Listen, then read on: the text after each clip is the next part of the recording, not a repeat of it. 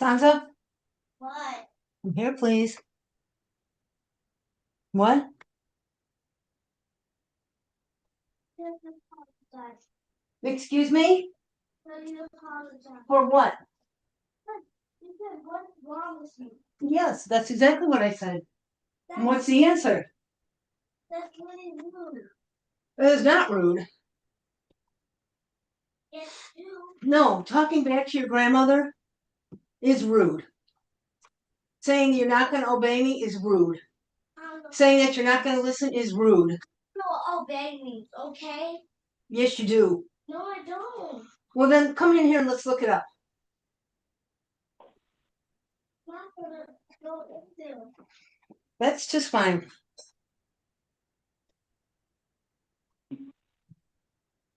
Know it if they don't have to look it up.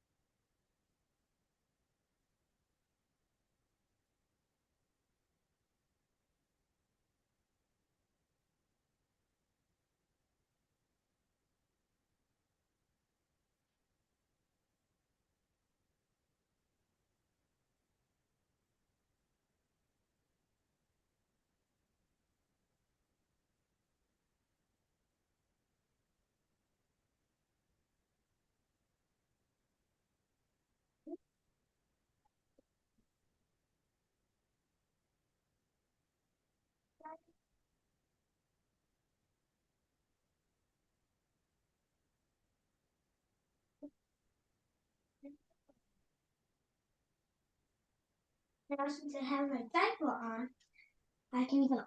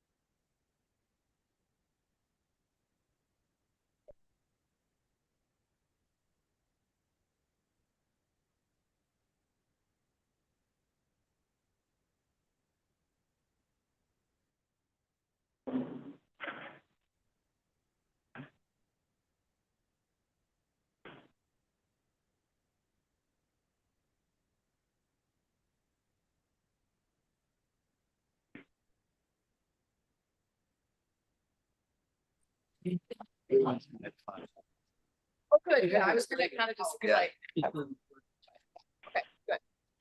We'll just go get lunch, you know, support.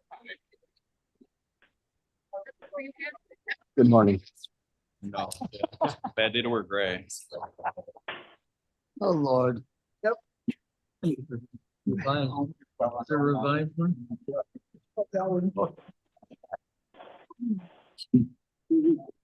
Good morning, Mavis.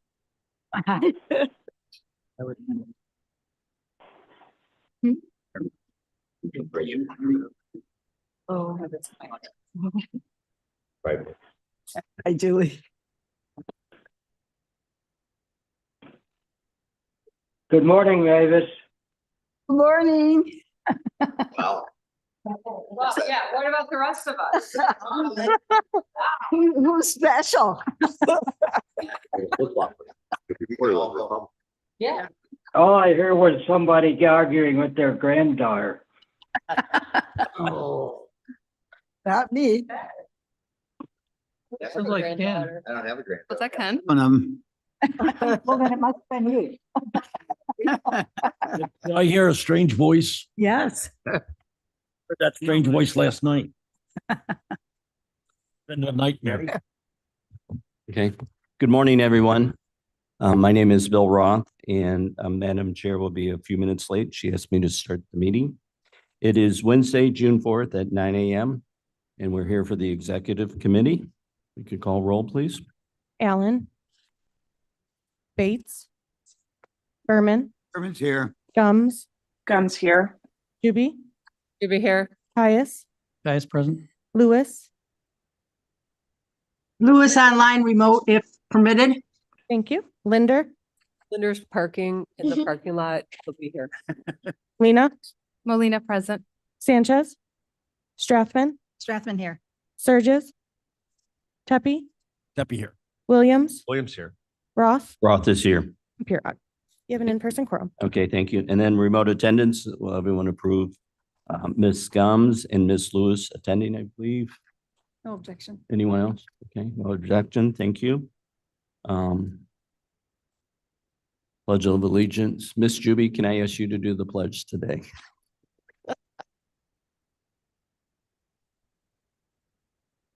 Allegiance to the flag of the United States of America and to the republic And to the republic for which it stands, one nation under God, indivisible, with liberty. Liberty and justice. Thank you, Miss Juby. Okay, did I get approval of the minutes? How about it? Yes. Mrs. Mr. Caius, I would ask for unanimous consent for the approval of the minutes from the last meeting. Last Okay, month. thank you. Everyone okay with that? Okay. Thank you. Public comment. We'll start off with Adam Pauly.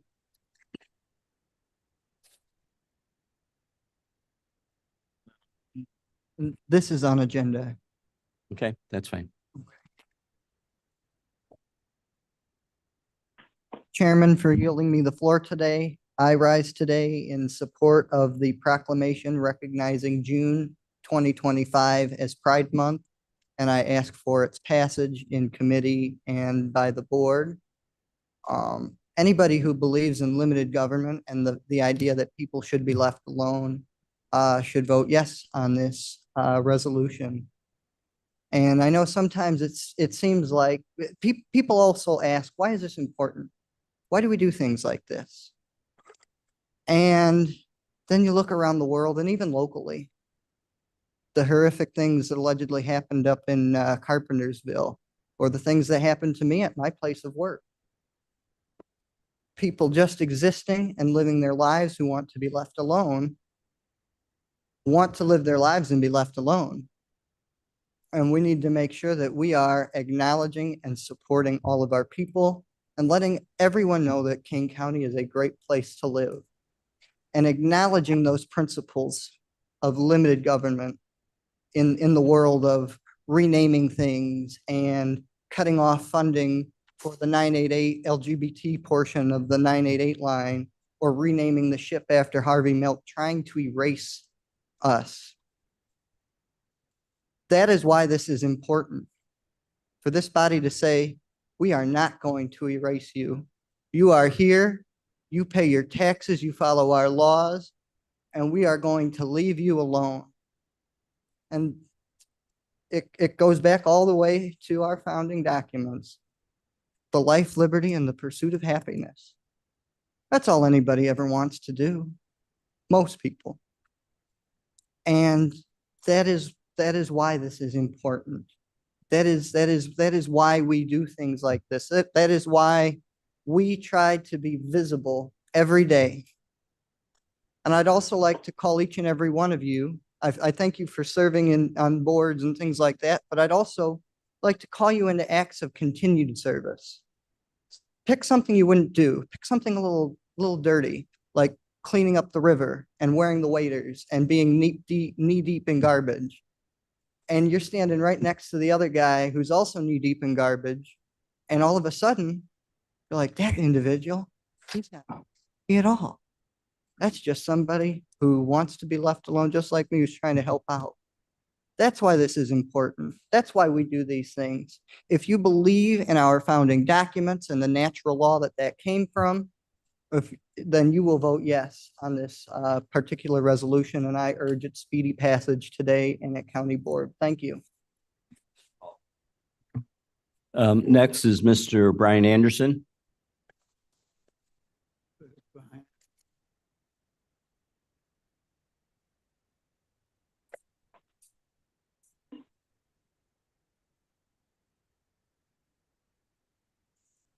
Good morning, Brian Anderson, Sugar Grove. Let's get right to it. It has been 62 days since the first executive board meeting after the election.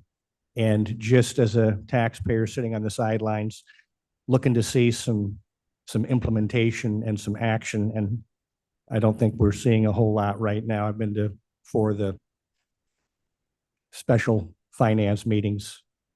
And I'm hoping that this group, why am I speaking to this group?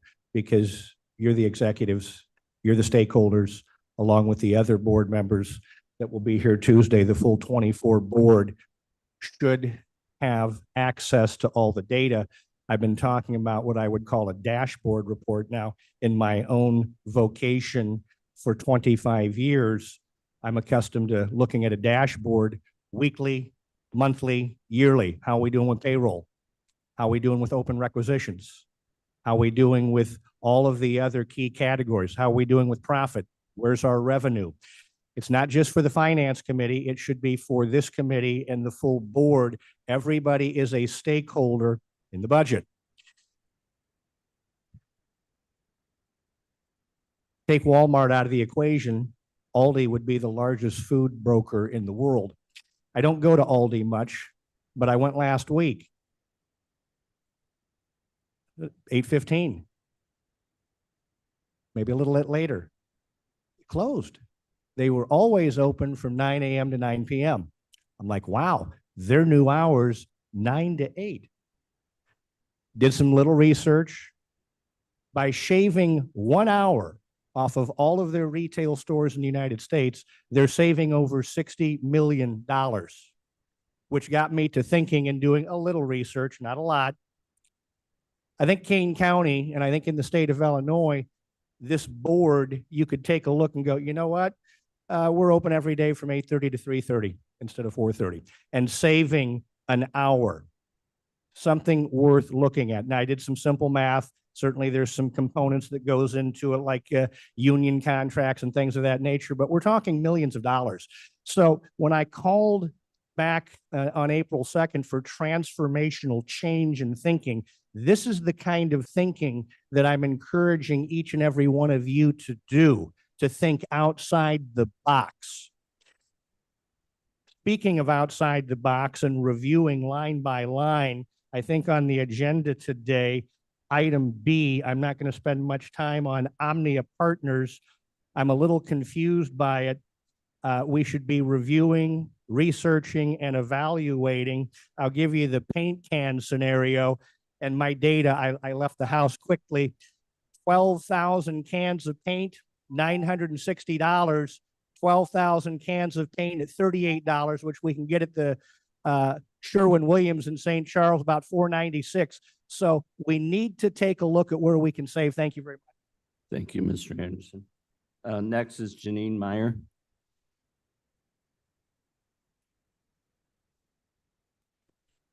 Good morning. I want to talk about Elgin TIF District Number 3 and why this board must reject the letter to support to extend it. Let's be clear, this isn't just a policy question. This is about protecting the taxpayers of Kane County. What is a TIF? Tax increment financing was created to help blighted areas redevelop. The idea, freeze the tax base and let the new revenue, the increment, fund improvements in the area. That means for 23 years, schools, libraries, county and forest preserve didn't get a dime of that increased revenue. It all went to a special fund controlled by the city of Elgin. What has it cost us so far? Over the past 23 years, the TIF has likely diverted somewhere in the ballpark of 17 million in property tax revenue, not just from this county, but from all the taxing bodies, the schools, libraries, fire districts, public safety, and more.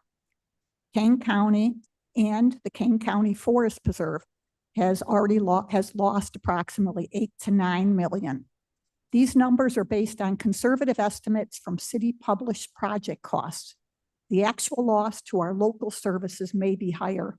I suggest you get the exact number from Elgin on our loss to Kane County over the last 23 years. What will it cost us next? Now Elgin wants 12 more years. If we endorse this, Kane County government loses 4.6 million.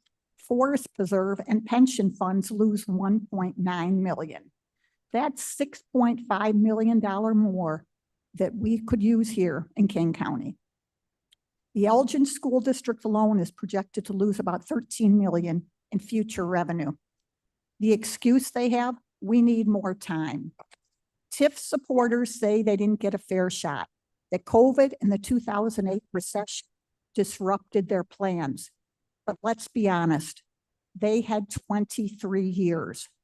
Every government body, including this one, has weathered the same economic cycles. We all faced recession. We all faced COVID. The difference, we didn't get to freeze tax revenue and redirect it into closed door development deals. If they couldn't deliver in 23 years, they don't need 12 more. They need to face the same fiscal reality that the rest of us do. Why now? The timing here raises real questions. Madam Chair's building proposals, like the new health department facility and other things that she wanted constructed, were shut down when the $30 million county budget shortfall was exposed. But she's still tied to campaign donors in construction and development. Same interests who stand to gain from the extended TIF. So now, by supporting Elgin's TIF extension, she earns political favor, not for the public good, but for future campaign contributions. We don't get to approve or deny this TIF, but we are being asked to endorse it, to sign a letter that says, yes, we support this ongoing diversion of tax dollars away from our own county services. Do not give political cover to a deal that robs our schools, pensions, and taxpayers. Vote no on this letter of support. Kane County needs to stand for fiscal responsibility, not political payoffs. Thank you. Next is Yvonne Dinwiddie.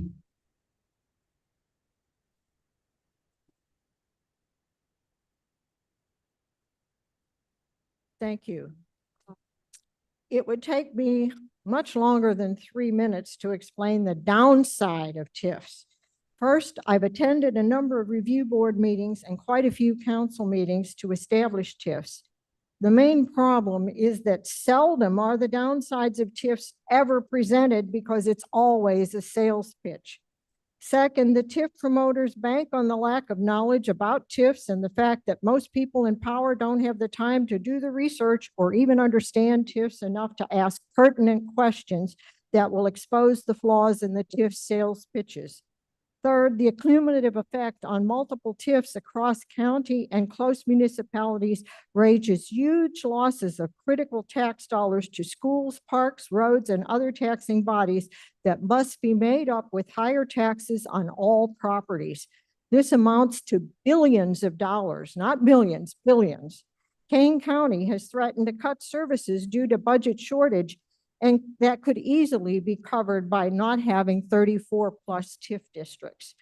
The TIF promoters claim that property values declined for 9 years, and they want to have recession, or they want to blame a recession. Well, we've all lived through that recession, and never in my many years, adult years, have I ever had a period of time of 23 years where there wasn't some sort of downturn in the economy. What the salespeople don't tell you is that tax properties, when the TIF ends in 23 years, all that taxable property goes on to the tax rolls as new property, which means you get a substantial windfall of taxes. The other thing is that at the end of the TIF, 23 years, if you had to re-qualify for a TIF, it would not qualify for a TIF. The property taxes have increased. The increment has increased. If there was no increment, the taxing bodies would have gotten all of that money. So the other part of it is that the taxpayers don't get to vote on any of the properties or the development in the TIF districts. If the school district wanted a $55 million addition to the schools, we'd probably get to vote on it because it would go over the PTEL. But the PTEL is ignored when you put it in a TIF district.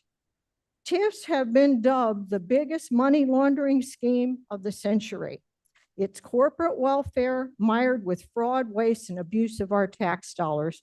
I urge you, get smart, vote no for that resolution. We've had enough.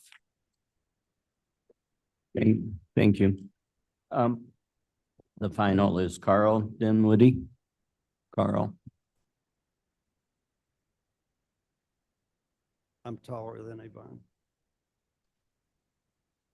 Okay, today I'm just going to give a brief talk about some TIF numbers. I've been tracking TIFs for over 25 years and had filled up 3 notebooks. All the numbers I am going to talk about come from either the Tax Extension Office, the Tax Assessors, or Treasurer's Office. First, Kane County property EAVs have gone up from $12.1 billion in 2015 to $23.6 billion last year in 24. With higher EAVs come higher real estate values. With higher real estate values come higher tax revenues that the county receives. In 2015, the county received $1.01 billion, and in 2024, the county received $1.674 billion in revenues. In 2015, the TIF increment taken out of the total revenue was $145 million, which was 13% of the total revenue taken in by the county. In 2024, the TIF increment taken out of the total revenue was $613 million, which was 37% of the total revenue. So even though the county took in 1.674, only 1.06 billion was left to distribute to the taxing bodies. They only were given 63% of the revenue taken in. That means TIF increments taken from revenues have grown at 2.2% a year. If that 2.2% annual TIF tax increment growth continues in just 7 years, 50% of the county's revenues will go to TIF increment payments. That's why, in my opinion, no 12-year extension should be approved. And again, in my opinion, there should be no more than TIFs proposed by the cities until at least only 25% of the county's revenues go to the TIF increment payments. The RTA shortfall of $775 million could have been covered by the Kane County's TIF increment payments in just 2 years, 23 and 24, which totaled $1.088 billion. And Yvonne had me do some numbers for TIF increments in the last 3 years, which totaled 1.47. If the school district's cut was 70% in that last 3 years, the school districts have lost $1.02 billion tax dollars taken by TIFs in the last 3 years. Thank you, Carl. All right, that's all that was signed up for public comment. Was there anyone that thought they had signed up? Okay. I'm going to turn it over to Madam Chair now.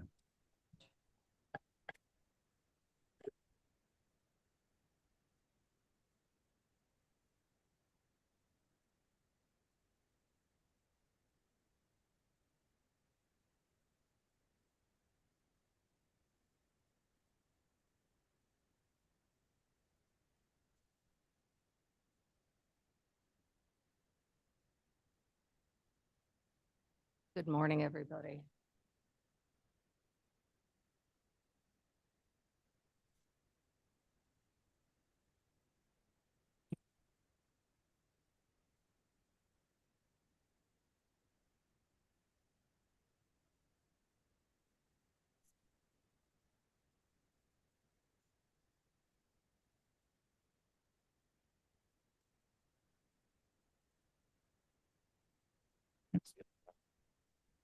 Ms. Hopkinson?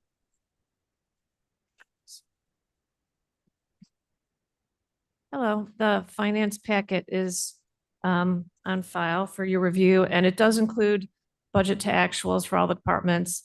All of our committee reports that are provided to every single committee have budget to actual numbers for the current year budget, as well as trend information. So we have all that information every month in those packets. One of the things that I wanted to highlight at executive committee, same thing that I highlighted at finance committee, is that our local use tax that the county collects, our share of it from the state has dropped beginning January 1st with a change in the law. The number of transactions on which this tax is charged has changed. So our monthly revenues beginning in April, because of course there's that lag of when the revenue is collected and when we receive it, are essentially less than half, way less than half. So, and if you go to actually the next page, 2 more pages, following page. There you go. What's highlighted in yellow. Our monthly revenues typically for local use tax were around 196, 112, 200,000. They're now 30,000, 29,000. Our county cannabis tax has also dropped. So this is definitely going to impact the county, probably a loss of revenue about $1 million. And that is due to a change in the law. What we also discussed at the finance committee, and I've done a little bit more research and sent out some information to the members of the finance committee. There were questions on the grocery tax, the elimination of the grocery tax, which takes place January 1st, 2026. I reached out to some of the municipalities in Kane County because many of them have enacted the grocery tax to ensure that they don't lose any revenues from grocery tax. I heard back from, by the time I sent out the email to the finance committee members, I had heard back from 3 municipalities. I've now heard back from 4. Essentially, they have all told me the same thing, as well as what the Illinois Department of Revenue, Aaron Allen, who's the division manager there for local governments, have told me that it's almost impossible to estimate the actual amount of grocery tax revenues because the tax is not coded as such. And there could be the way that sales tax revenues are reported, they're reported in categories called general merchandise or food or medical. There is no category for grocery tax. So grocery tax revenues could be bundled up in the general merchandise category. They could be bundled up in the food category. So based on pretty much everyone's best guesses in talking with people, it's really just an estimate. We could lose $60,000. It could be more. I really don't know. One of the municipalities that I spoke with indicated that in lieu of doing an analysis, they just assumed that they would be losing revenue, which they couldn't afford to lose. So they just enacted the tax since they couldn't determine what they would lose.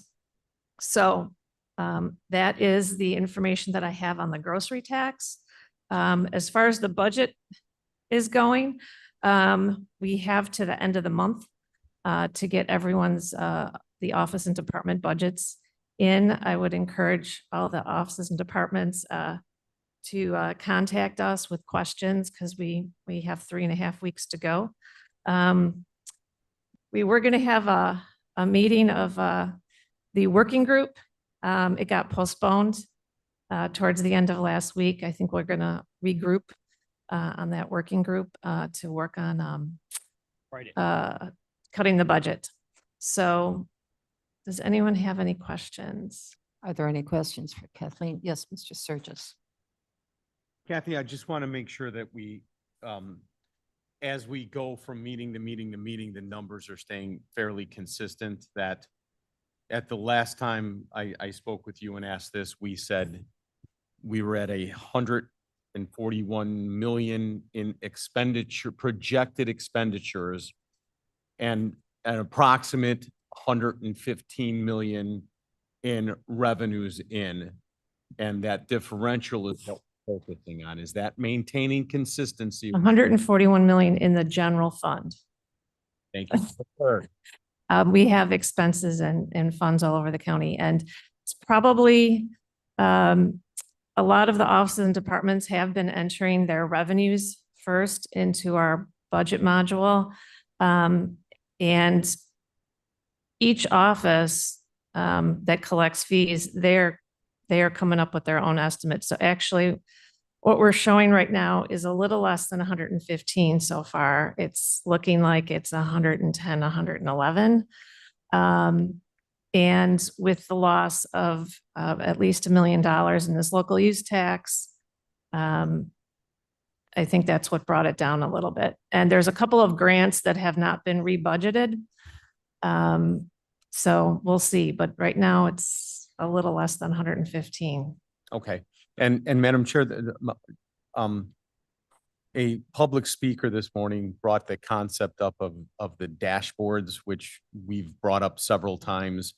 And I'm going to try and make this statement clear, but sometimes when I ask my children a question, would you like this or that? I get the answer, yes, I want both. And in this particular case, we continue to reach out to Ms. Hopkinson's team and say, I understand that our software will only allow one budget, but we should have enough resources here to be looking past this budget cycle and into budget cycles of years to come. And if we just continue to do the same thing the same way, we don't know what's going to happen. We need the ability to run multiple cycles, multiple budgets. We need the ability to review this information in a real-time scenario. And we need to make sure that we're getting her the resources so that we can be asking not only for today, but maybe for a 4-year or 5-year projected cycle. And Kathy, I realize that that's a Herculean task that, you know, we probably, that's overwhelming for you. I really, again, stress and hope that you could lay out what that path might look like for us to get there, because I think we're running into a brick wall here. Well, I'll say a few things just in terms of a forecasting tool. We're actually in the testing phase right now of implementing the forecasting tool, the Workday Adaptive Insights. We've been working with our IT department, our consulting firm. We've been uploading test data. Seems to be working okay. Great to hear. Thank you. So that's coming. It could be coming very soon. In terms of dashboards, so the monthly finance packet, for example, every month we show the salaries for all the county departments across all funds, and we update it every month. So it's showing these salaries to date, and it's showing the forecasted salaries based on current salaries through the end of the year. And then it also shows a 10-year history of salaries by department. So that kind of information is in here. In terms of having a single dashboard similar to a company where you have one balance sheet, the county does have one balance. There's the salary. This is in every single month. We put this finance packet together, show it shows salaries. So that 2025 column is salaries as of when we put this together for the finance report. And so based on that and our estimate, you can see our salary forecast for the end of the year. The county, the way that it's structured with legally restricted funding sources, it's more similar to a multinational corporation with different divisions. One's making cereal, one's making cars, than one big company. Because we build roads and bridges, we do law enforcement, we do public health, we do all these diverse things which are in different funds, and they have different revenue sources, most of which are restricted, because most of the county budget is restricted revenue. The general fund is really some unrestricted revenue, which is why it's the most challenging, because it's where most of our operations are in terms of salaries. So I can continue, to work on putting a 5-year forecast together. That is what I intend to do.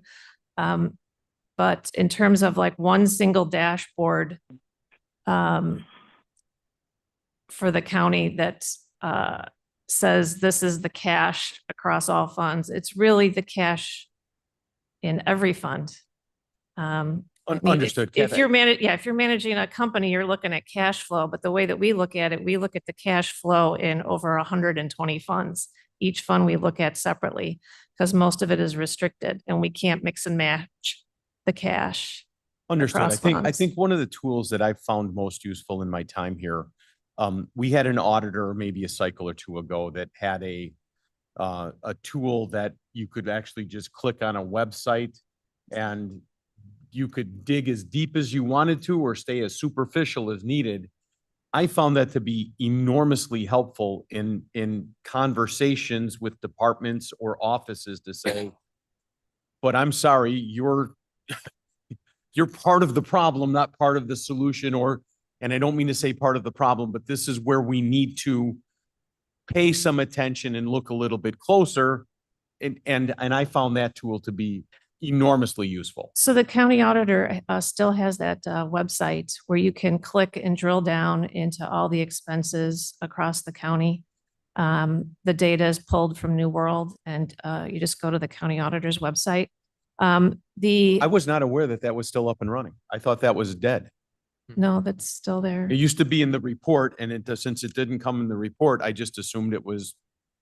We can have that highlighted on the website. That way we can just I put think it that on. would- It's on the external website. Anybody can, That's anybody I can go understand. there. I think that'd But- be extremely useful. Very good. Yeah. Yeah, you can drill down into every expense, all the vendors, et cetera, that's still there. And then the forecasting tool that we're implementing does come with a dashboard. And we have an extended license of users, and we could probably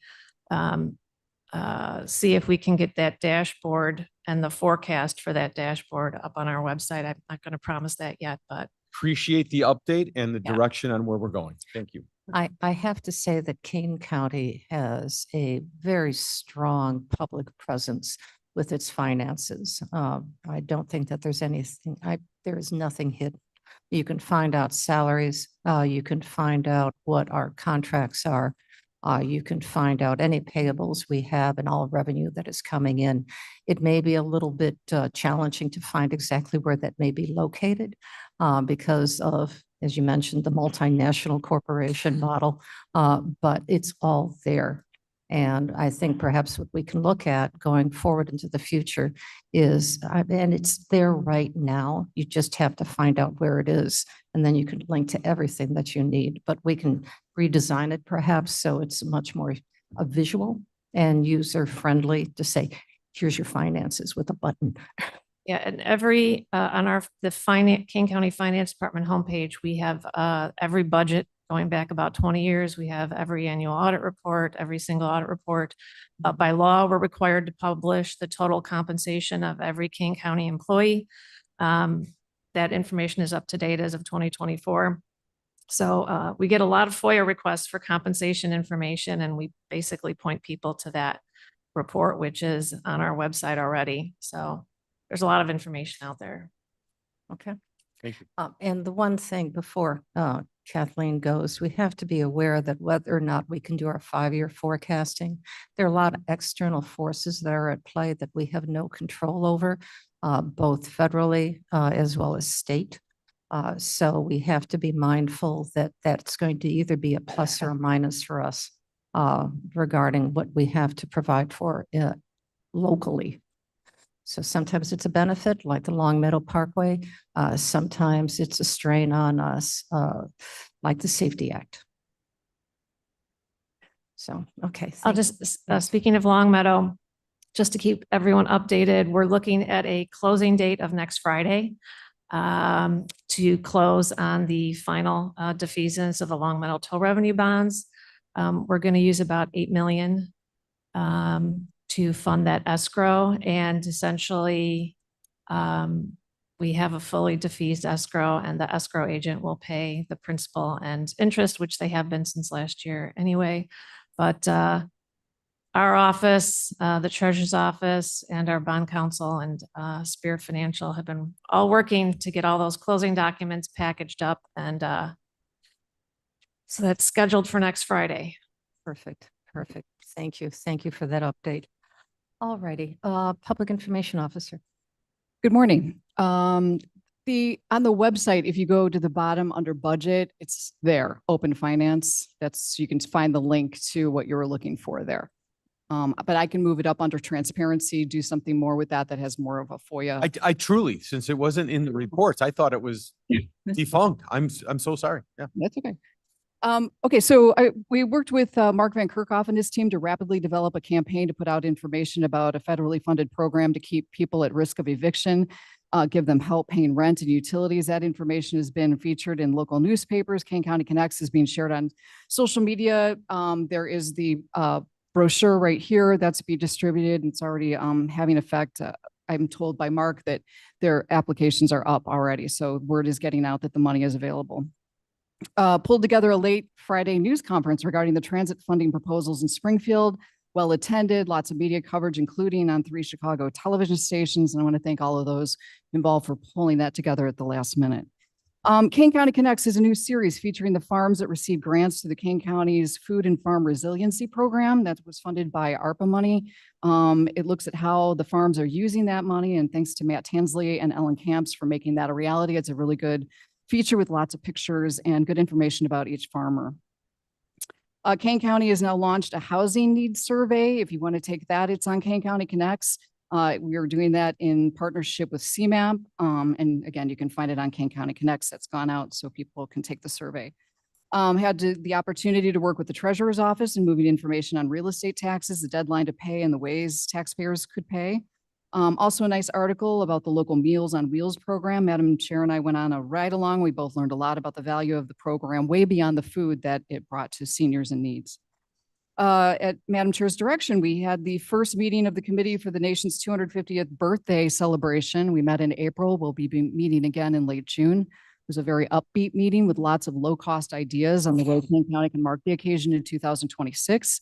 If you would like to be involved, please email me. We have a lot of great ideas, including a website, time capsule, tree planting, public art projects, student essay, it goes on and on and on. There will be a meet and greet on June 30th. This is something I've wanted to do for a long time, and my thanks to Beth Drendel for getting me to do it, of communications people across the county here. I think it's time for us to meet and get to know each other. There was a group a long time ago before COVID hit. We're going to redo that group and bring us all together. We got a good response from people, RSVPs of about the 20 people who were invited to that first meeting on the 30th. Swedish Days Parade, June 22nd.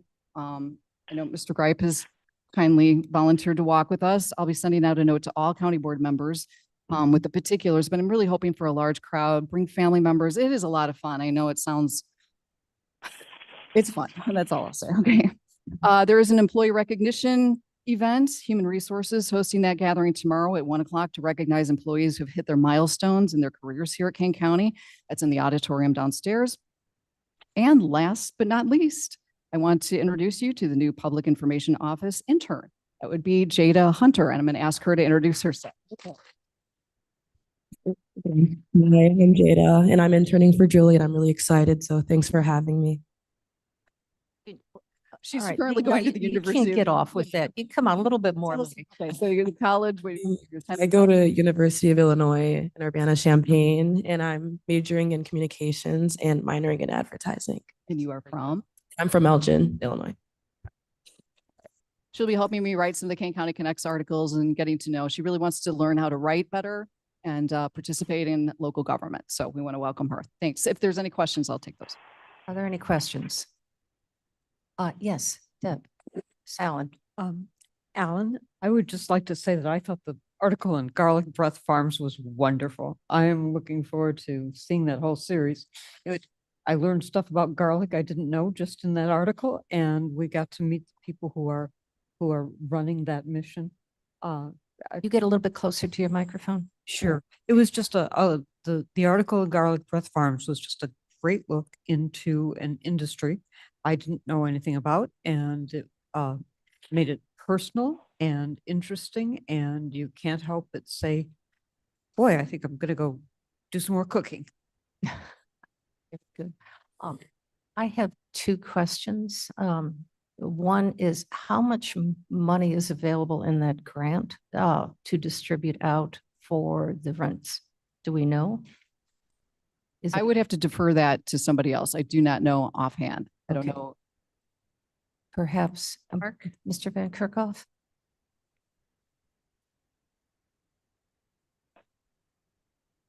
Certainly. Yeah, so we have about $600,000 available. And if we run out of that, we may be able to work with some of our other subrecipients and use funds that they're not using. So that's why we're putting on a full court press. We want to help as many people as possible before the grant term ends. And is that 2 months behind, 3 months behind? What is that? Can you just a few Sure, details the- so in case anybody is Certainly, this is a grant for emergency rental assistance that the county received back to help folks during COVID. Like a lot of other COVID programs, it's finally starting to run out, sunset. And our grant ends completely at the end of September. So we have to have our reports and finalize things into the federal government at the end of September. So that's why we're going to be taking applications up until July 31st, again, to help as many folks as we can. The grant also covers some housing counseling assistance for other local agencies. They're also providing counseling and housing assistance, and we're going to be using them also to hopefully help assist people who need help with the grant application. So. very good. Thank you. Thank Yeah. you. To help spread the word. Yeah, I just can't say enough about Julie jumped right on this. She designed the flyers that you have. We have it for the first time now in Spanish as well. I've got extra flyers or some upstairs in the board break room if you want to take some and place them anywhere where people might find them. So thank you. Very good. Very good. Thank you. And then to reflect back on the 250th sesquicentennial, if a community member would like to be a part of that, if you could just let my office know, we'll put you on the list and we'll start developing that because this is obviously a celebration of Kane County and our own history along with the history of the United States. So I'll put that out there if you know somebody who's interested in history and celebrating the remarkable legacy of the United States. So thank you. All righty. Is there any old business? I see none. Is there any new business?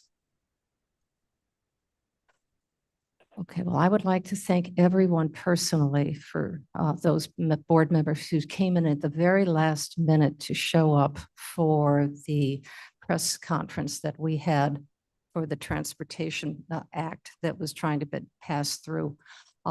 I really appreciate all of your support. I also would like to commend Julie because it was about 11 o'clock when Michelle Gum said to me, we have to get this done. And I went, let's get it done.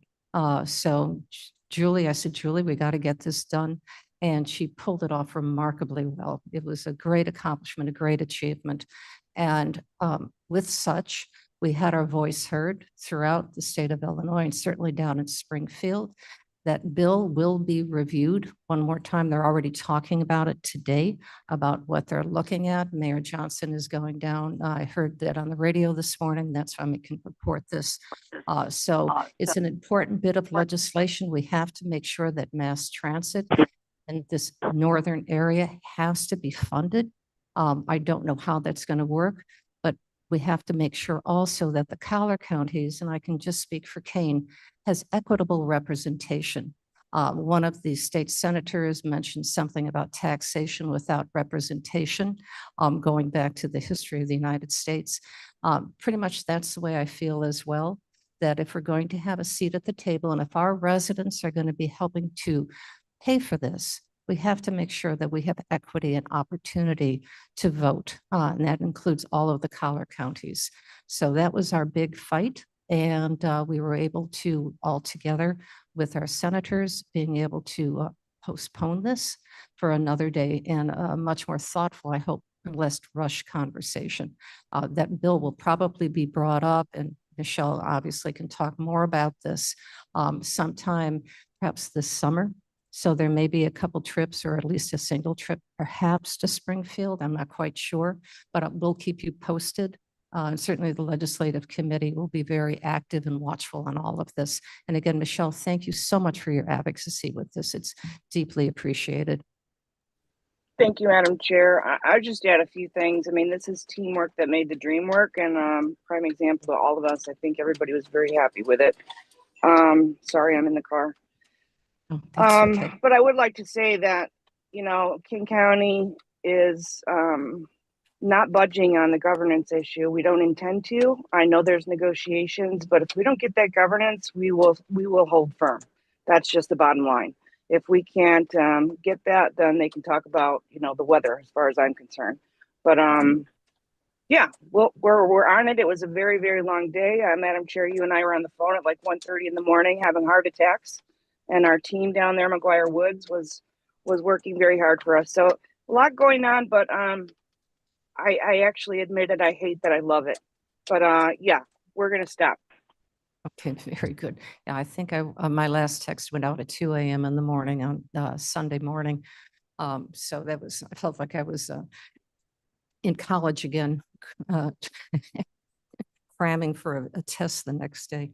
All right, so is there any other new business? Yes, Sally. Madam Chairman, would you also be willing to do a shout out to our staff and our indomitable mayors who also showed up last minute? Absolutely. And one of them is here represented. Where I was talking about governance, they brought it home. They were just hitting balls out of the park. So thank you again. Absolutely. Thank you for that reminder. Absolutely. Here, what a team we had. So truly our county is well represented. I think everyone is, all of the elected officials are certainly looking in this instance. I can concur 100%. We're looking out for everybody's back, and governance is critically important. So thank you for that, Deb. Thank you. Anything else? All righty. So let's go on to our consent agenda. Mr. Caius. Thank you, Madam Chair. I have 7 items I'd like to bring individually. I'll begin with item A on the consent agenda. That's a resolution authorizing contract renewal for Kane County asbestos, lead, and mold consultation services with Midwest Environmental Consulting Services Incorporated, RFP number 22-011, which is in the agenda as TMP-25-571. That's for up to $200,000 per year. It's on page 37. And I would move that and ask for a second. Juby seconds. Thank you. Juby seconds. Are any questions? Roll call, please. Allen. Allen, I. Bates, Bates, yes. Berman, Yes. Gums, Gums, yes. Juby, Juby, I. Caius, Guys, yes. Lewis. Oh, I'm sorry, she's not here. Lewis, are you still online?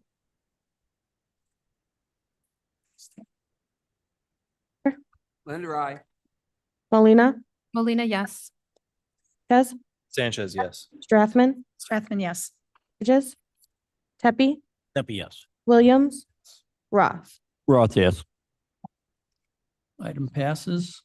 Item B is a resolution. I'd like to present and potentially approve a resolution authorizing the purchase of paint and related supplies through Omnia's Sherwin-Williams contract for the Building Managed Department, contract number 02-147.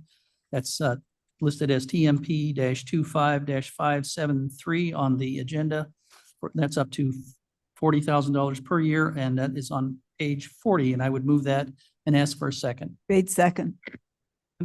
Madam Chair, may I make a motion to remove this from the consent agenda based on information or discussion that was had in the admin meeting so that we won't have to remove it when we're in the full board? Mr. Caius? Well, I think if you vote no on it, then it comes out of the, It'll go. we're voting to put it on the consent agenda. We're voting to put it on the consent agenda, and I'm asking for a motion to remove it from the consent agenda and put it. What's the procedure? Gums will second. Hold on, Ms. Gums. Yeah, it could be Stephen Ford from the State Attorney's Office. You could amend the motion and ask for this to be put on off consent at County Board. So I make a motion to amend the motion motion, to have it put off the consent agenda and on. Just off. Off consent Off on consent. County Board. Let's So you go. vote on the motion to amend and Okay. then on the Okay. main motion as Correct. amended. So there's a motion to amend. Is there a second? That was Yeah, Gums? Gums, I second that. It's just helping us with procedure during Fulton County, make it shorter. Thank you. Okay. So is there any discussion? Roll call on the amendment? On the amendment.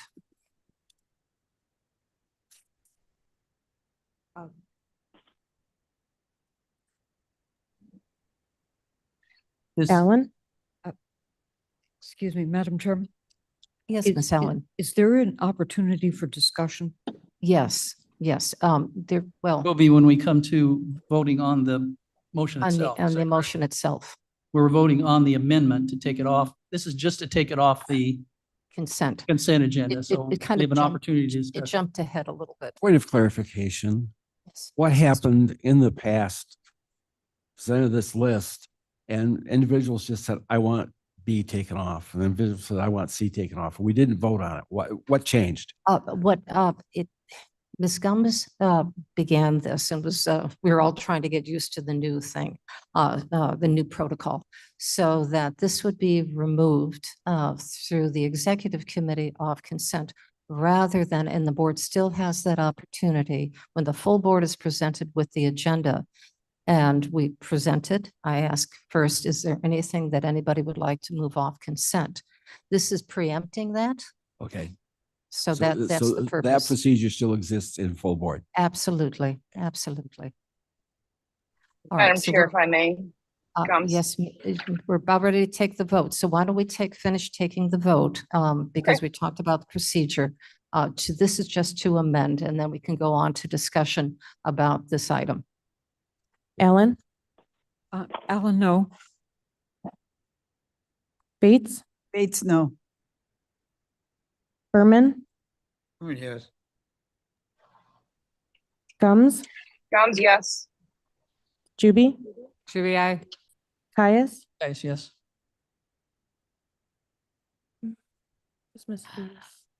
saw her name, but I think she left. I'm sorry. Linder, Linder, yes.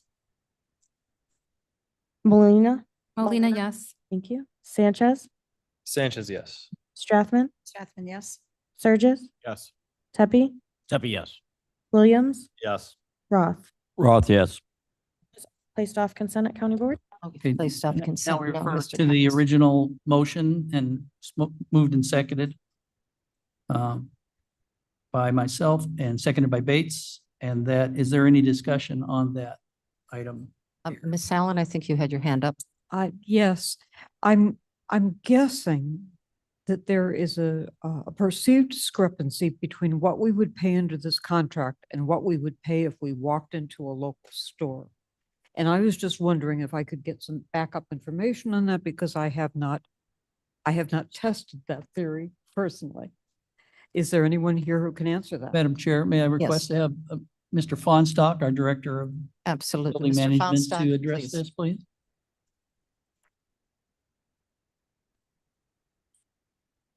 Good morning, Roger Fonstock with IT and Building Management. The contract that you have in front of you is for Omnia Partners. It was a bid by the National Contracting Purchasing Alliance. They bid this out under a lead agency. And then through Omnia, which we are entered into a master partner agreement with as the county, have the ability to use these contracts for the purpose of purchasing commodities or supplies and services. So this contract went through administration committee and we're recommending it. It's basically for the purchase of Sherwin-Williams paint. It goes through their corporate stores. They aren't a family-owned franchise. They're corporate stores. There's a store in St. Charles where we purchase all of our paint. On an annual basis, we spend about $25,000, $30,000 on purchasing paint. So as we approach $30,000, we need to have some type of bid or contract in place in order to continue purchasing paint through Sherwin-Williams.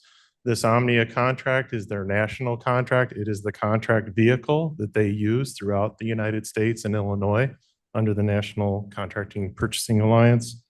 The standard contract offers a 30% discount off of retail. And then there's an additional not to exceed clause, which I know has been maybe confusing or frustrating to some. But that basically provides that at no time would we pay a price that is not advantageous to us. And so we pay the most advantageous price that the local store in St. Charles can offer. That price is regionalized. It's not competitive within the region because they're their own stores. But as you go state to state, that most competitive price can change with volume. The local store gives us an incredibly good discount. They do that now. We can continue to buy at that discount and through this contract at that discount. It's when we hit $30,000 with a single vendor, purchasing and the auditor would like us to have a contract in place that was done through a competitive procurement process like this. This meets the state and the county code for a competitive procurement process. I did bring a copy of a recent invoice if you'd like to see what we actually pay. The retail price for Duration Home Sherwin-Williams paint is $88.49. The 30% discount is $61.94, and we paid $47.95. So that is what we do with paint. I'm not privy to the references that others have made about the price of paint, but that is what we are doing. It comes out to about 45% on a discount for the county. That is not the 30% discount that is guaranteed in the Omnia contract. We get a greater discount because of volume and what we purchase from the local store. Like I said, we purchased $25,000 worth of paint a year from the store. It's roughly 500 gallons. I don't know, there's a reference earlier to thousands of gallons of paint, I think, but we purchased about 500 gallons. We also buy some supplies from it.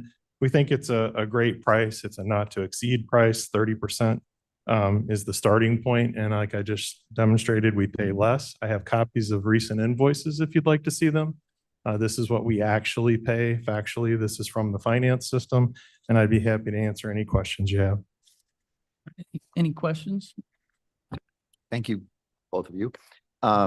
Excellent question, Ms. Allen. And I think, Roger, what we are looking for, and I think you're saying this, but is, and I'm just going to use an analogy in my own home. If I want to buy something, I usually go to Amazon, right? That's my Omnia partners, if you will, because they have great buying discounts. But I always will check someplace else first. I think the committee and the board would probably just look for that. We don't just go ahead with Omnia partners. We look and see if we can beat that deal by talking to a local paint place or whatever it is. And if that's the process, I think that would be helpful to answer some questions. I think there's some kind of protocol that we have to do with the over 30,000. We need to go into a contract with that. So if it does exceed 30,000, that we have to make sure that we have a purchasing agreement.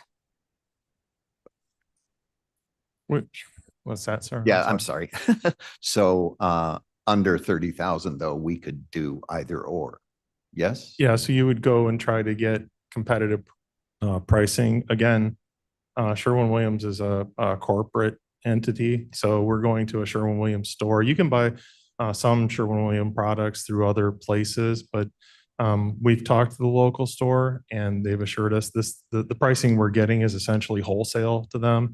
Our painters who paint our buildings and our secure areas and in the offices, they want to use that product. They think it's a superior product. They think it helps them in terms of coverage and duration and longevity. So that is a recommendation coming from our painters and our building staff. It is not from me. I don't paint. Not very good anyway.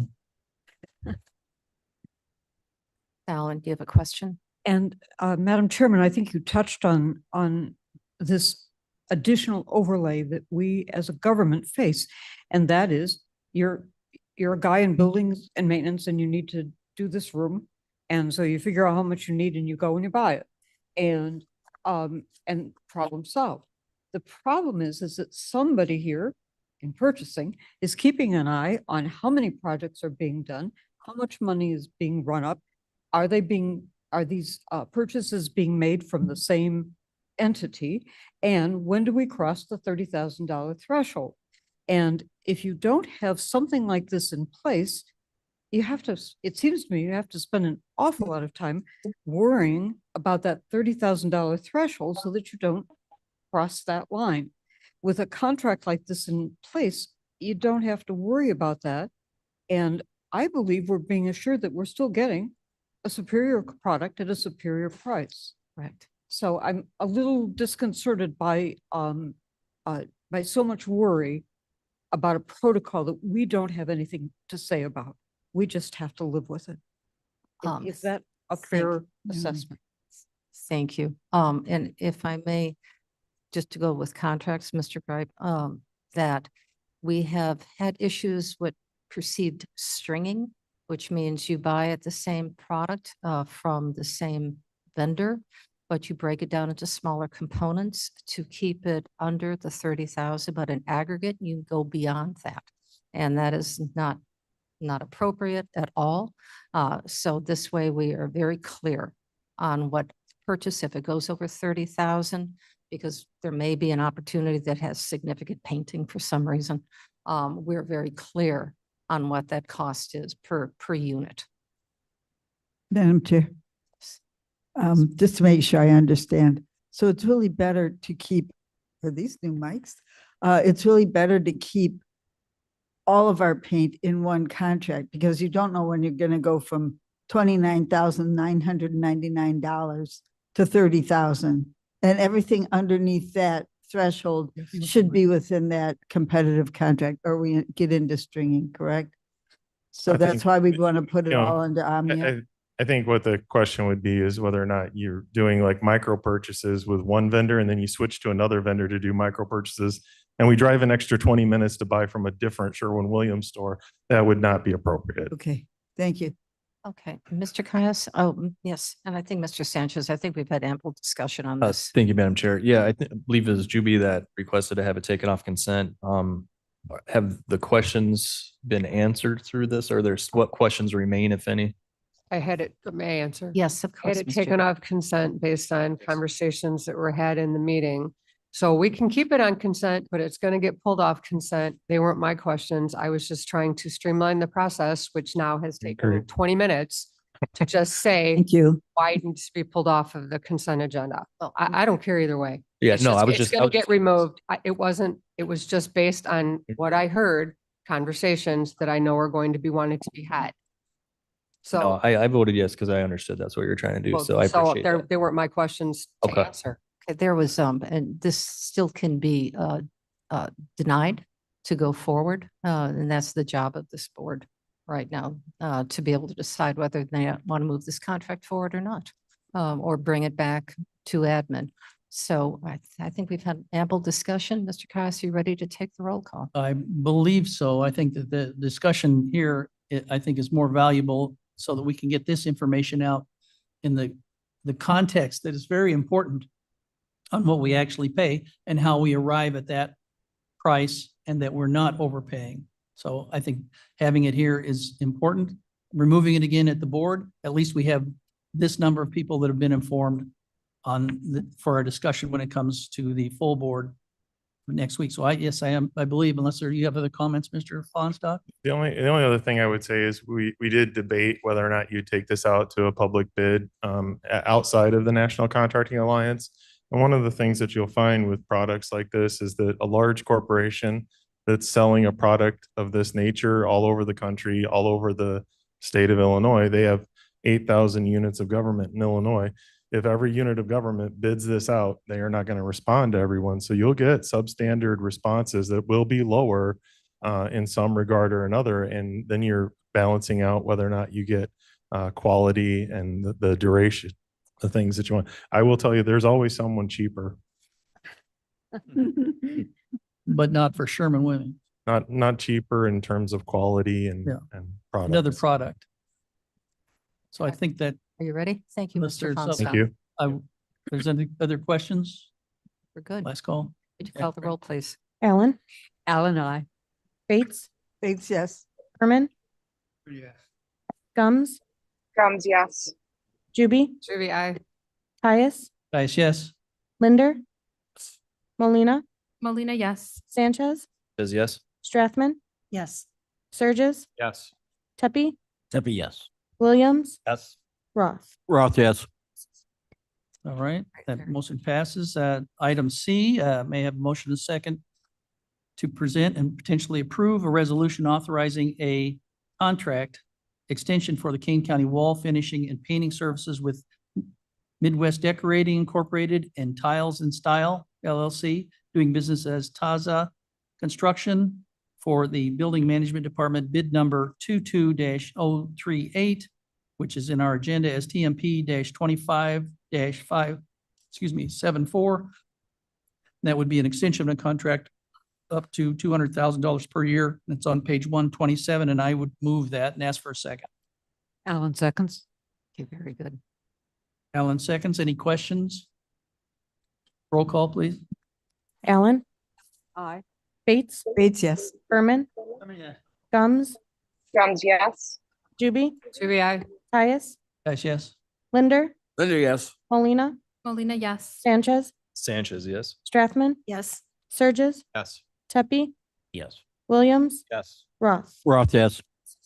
As I counted it, the motion passes. Item D, I will move and ask for a second for a resolution authorizing a contract renewal for Kane County janitorial supplies with Warehouse Direct, bid number 22-018. That is TMP 25-587 in the agenda. That's an extension up to 140,000 per year, and that's on page 130. So I moved. Is there a second? Linder, second. Linder, second. Any questions? Roll call, please. Allen, I. Bates, Bates, yes. Berman, Yes. Gums, Gums. yes. thank you, Gums, yes. Juby, Judy, I. Caius, Guys, yes. Linder, Linder, yes. Molina, Molina, yes. Sanchez, Sanchez, yes. Strathman, Yes. Surges, Yes. Tepe, Tepe, yes. Williams, Yes. Roth. Roth, yes. Motion passes. Item E, I'm going to move a resolution and ask for a second to present and potentially approve the authorizing contract for Kane County Building Management Department Electrician Services Program with Blade Electric and Technologies LLC, Fitzgerald's Electric Contracting Incorporated, Ream Electric Shop Incorporated, and Omega Electric, doing business as Temperature Service Company. That's bid number 25-017-TK. In the agenda, it's TMP 25-590. That's for up to 250,000 per year on page 132. Is there a second? Alan seconds. Alan? Are there any questions? Roll call, please. Allen, Alan, I. Bates, Bates, yes. Berman, Yes. Gums, Gums, yes. Juby, Juby, I. Caius, Guys, yes. Linder, Linder, yes. Molina, Molina, yes. Sanchez, Sanchez, yes. Strathman, Yes. Surges, Yes. Tepe, Deputy, yes. Williams, He stepped out. Roth. Roth, yes. Motion passes. Item F, I would move a resolution authorizing wireless and data services contract with AT&T Mobility National Accounts LLC for JPMC Wireless Cellular Services, which is contract number CMS 793372S.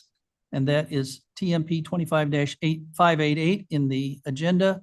And that's for up to 420,000 per year, and it's on page 270. May I have a second? Roth, a second. Roth? Any questions? Roll call, please. Allen, Allen, I. Bates, Bates, yes. Berman, Yes. Gums. Gums, yes. Thank you. Juby, Juby, I. Caius, Guys, yes, we got Linder, it. yes. Linder, thank you. Molina, Molina, yes. Sanchez, Sanchez, yes. Strathman, Yes. Surges, Yes. Tepe, Deputy, yes. Williams is still away, and Roth. Yes. Passes. Motion passes. And last but not least, item G, I would move a resolution for presentation and potential approval. The resolution authorizes execution of a master intergovernmental cooperative purchasing agreement with other documents necessary, excuse me, to participate in a purchasing cooperative with AT&T and authorizing the purchase of telecommunication services under the said agreement by Kane County Contract ID number 5119671, which is TMP 25-589 in your agenda on page 300, and that's for an additional 80,000 for a total of 380,000 for the contract. May I have a second? Roth, Eight a second. seconds. 8 seconds. Bates, seconds. Is there any questions, comments? Roll call, please. Allen, Allen, I. Bates, Bates, yes. Berman, Yes. Gums, Gums, yes. Juby, Juby, I. Caius, Yes. Linder, Linder, yes. Molina, Molina, yes. Sanchez, Sanchez, yes. Strathman, Yes. Surges, Yes. Tepe, Deputy, yes. and Roth. Passes. Thank you. Okay, thank you, Mr. Caius. And now I'm going to ask Mr. Roth, we have to discuss the upcoming proclamation. Right. And Mr. Roth, could you Yes, leave I that can for bring me, it up. please? Okay. We have a proclamation recognizing June 25th as Pride Month in Kane County. Do you want me to read the whole thing or? Would you like to have the proclamation read, or I think we can just take the vote if there's any discussion on it? Read it. Read these. But I think we can read it at county board. At the county Okay. board, at the Board, county oh, board. Okay. Do we request to place this on the chairman's, under chairman's comments so that it's a Thank you. proclamation? Thank you. Yeah. Is there a second on that? If that's an Second. second, so we'll have to take a vote on the amendment to move it off of consent agenda to my comments. Madam Chair. Did we have a motion, a second to? Oh, hold on a second, sir. Yes, Mr. Ford.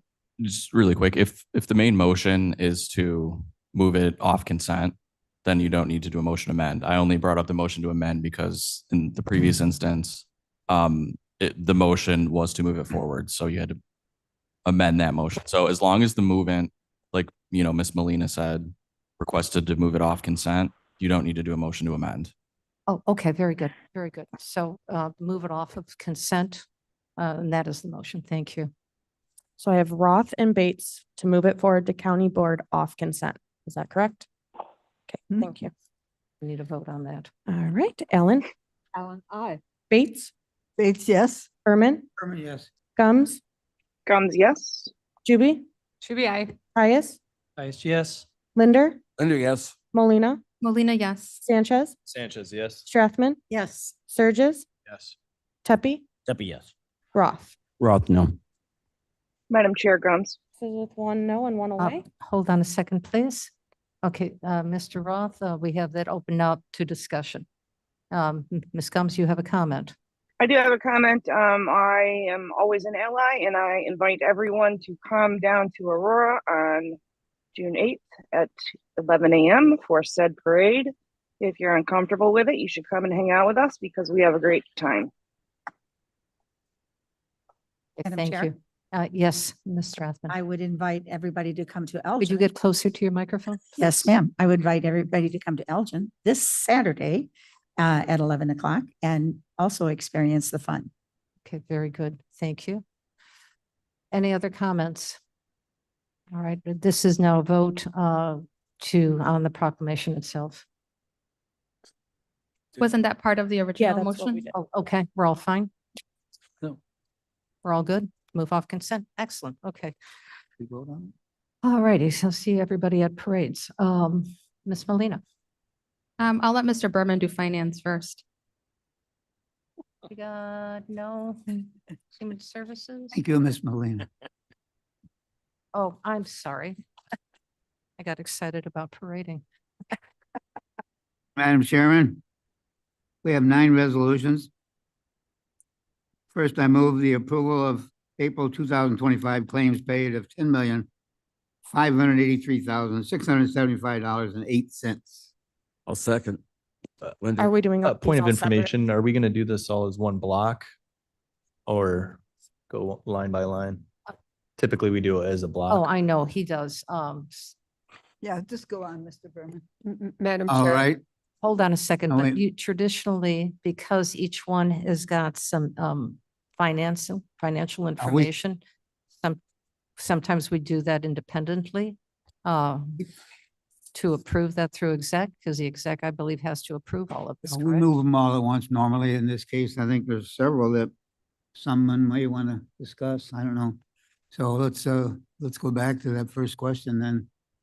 Are there any of the 9 resolutions that anyone would take out of the consent? Ms. Juby?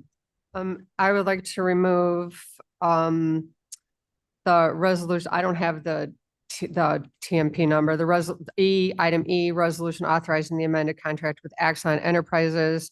I would like to remove H, the resolution authorizing amendment to intergovernmental agreement with the city of St. Charles for actions related to management of St. Charles Housing Trust Fund. That would be for discussion. Those 2.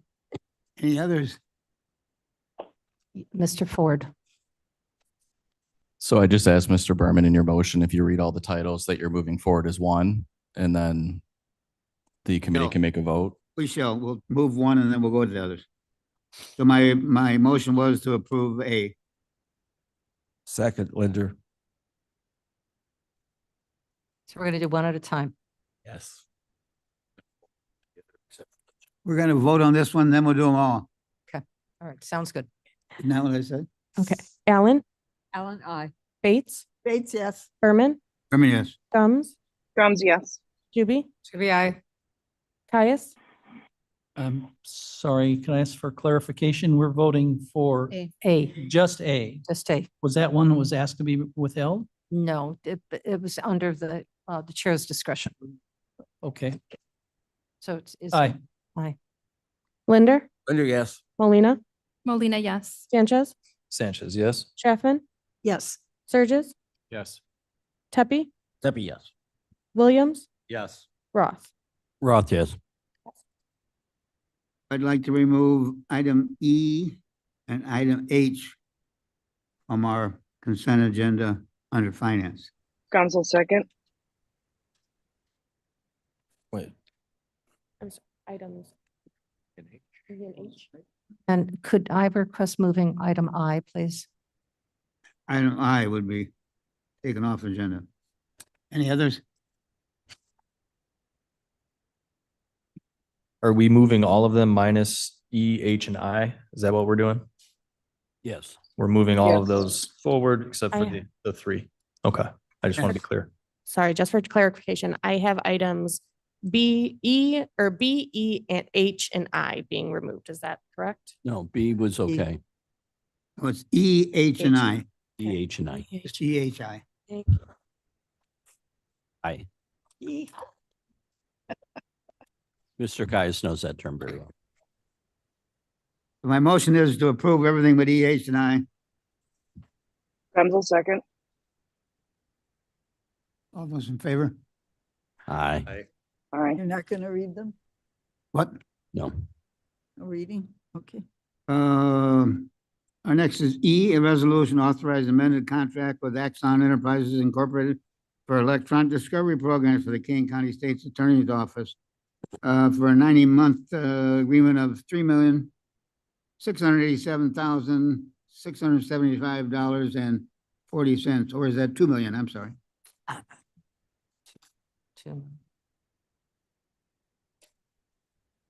Is there, Ms. Julie, you asked. you want a second? Do we have a second? Melina will Penzel second. second. I had it removed so I could vote no on it. Discussion? Is there any discussion for this item? We have someone here from the state's attorneys. If there's any specific questions. I have no questions. I heard it when it was presented at judicial and when it was presented at finance. I'm still going to vote no. I could I ask for clarification on what it was to remind us? I'm sorry, Mr. Cass, what was the But we're question? removing it. We're giving no reason that it's being removed. I would like to be educated at now as opposed to educated at the. Okay. are we- Mr. Ortiz is here. He can introduce the item if you'd like more information on the item. Mr. Ortiz, why are we spending over $2 million on this? Good morning, everyone. Madam Chair. The State Attorney's Office is asking for an amendment to our original contract that started in 2022 that the board at that time approved.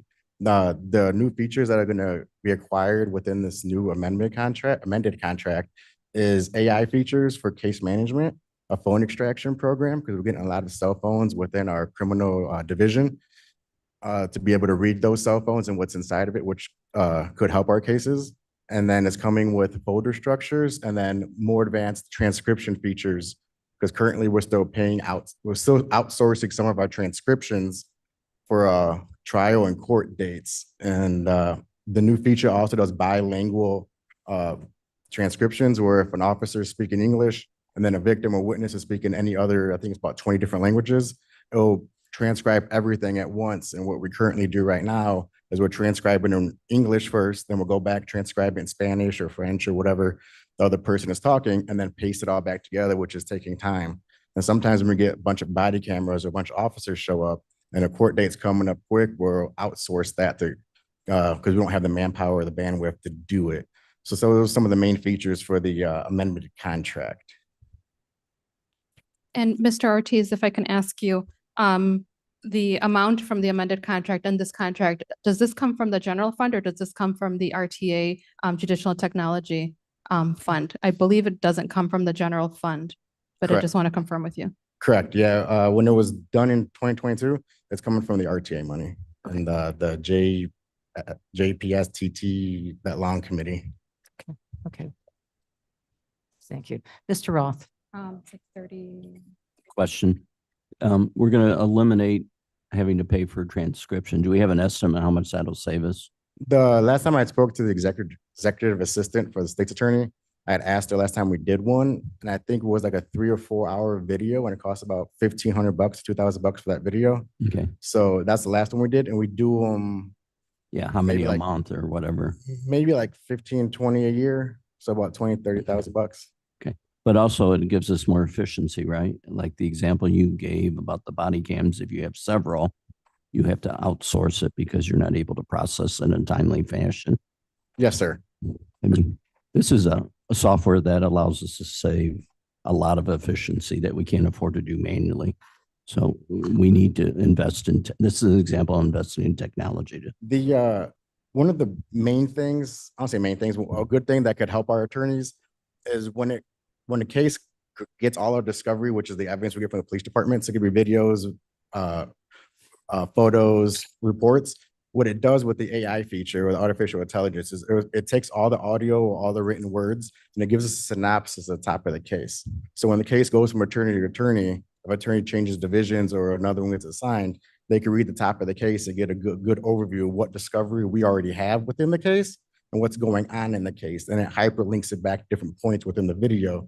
So if a defendant says that I had the weapon or I did not have the weapon, the attorney will be able to click on that, go to that part of the video, and they could watch it without having to scrub 2, 3, 4 hours of video and not, I don't say waste time, but take a lot longer to go through evidence review.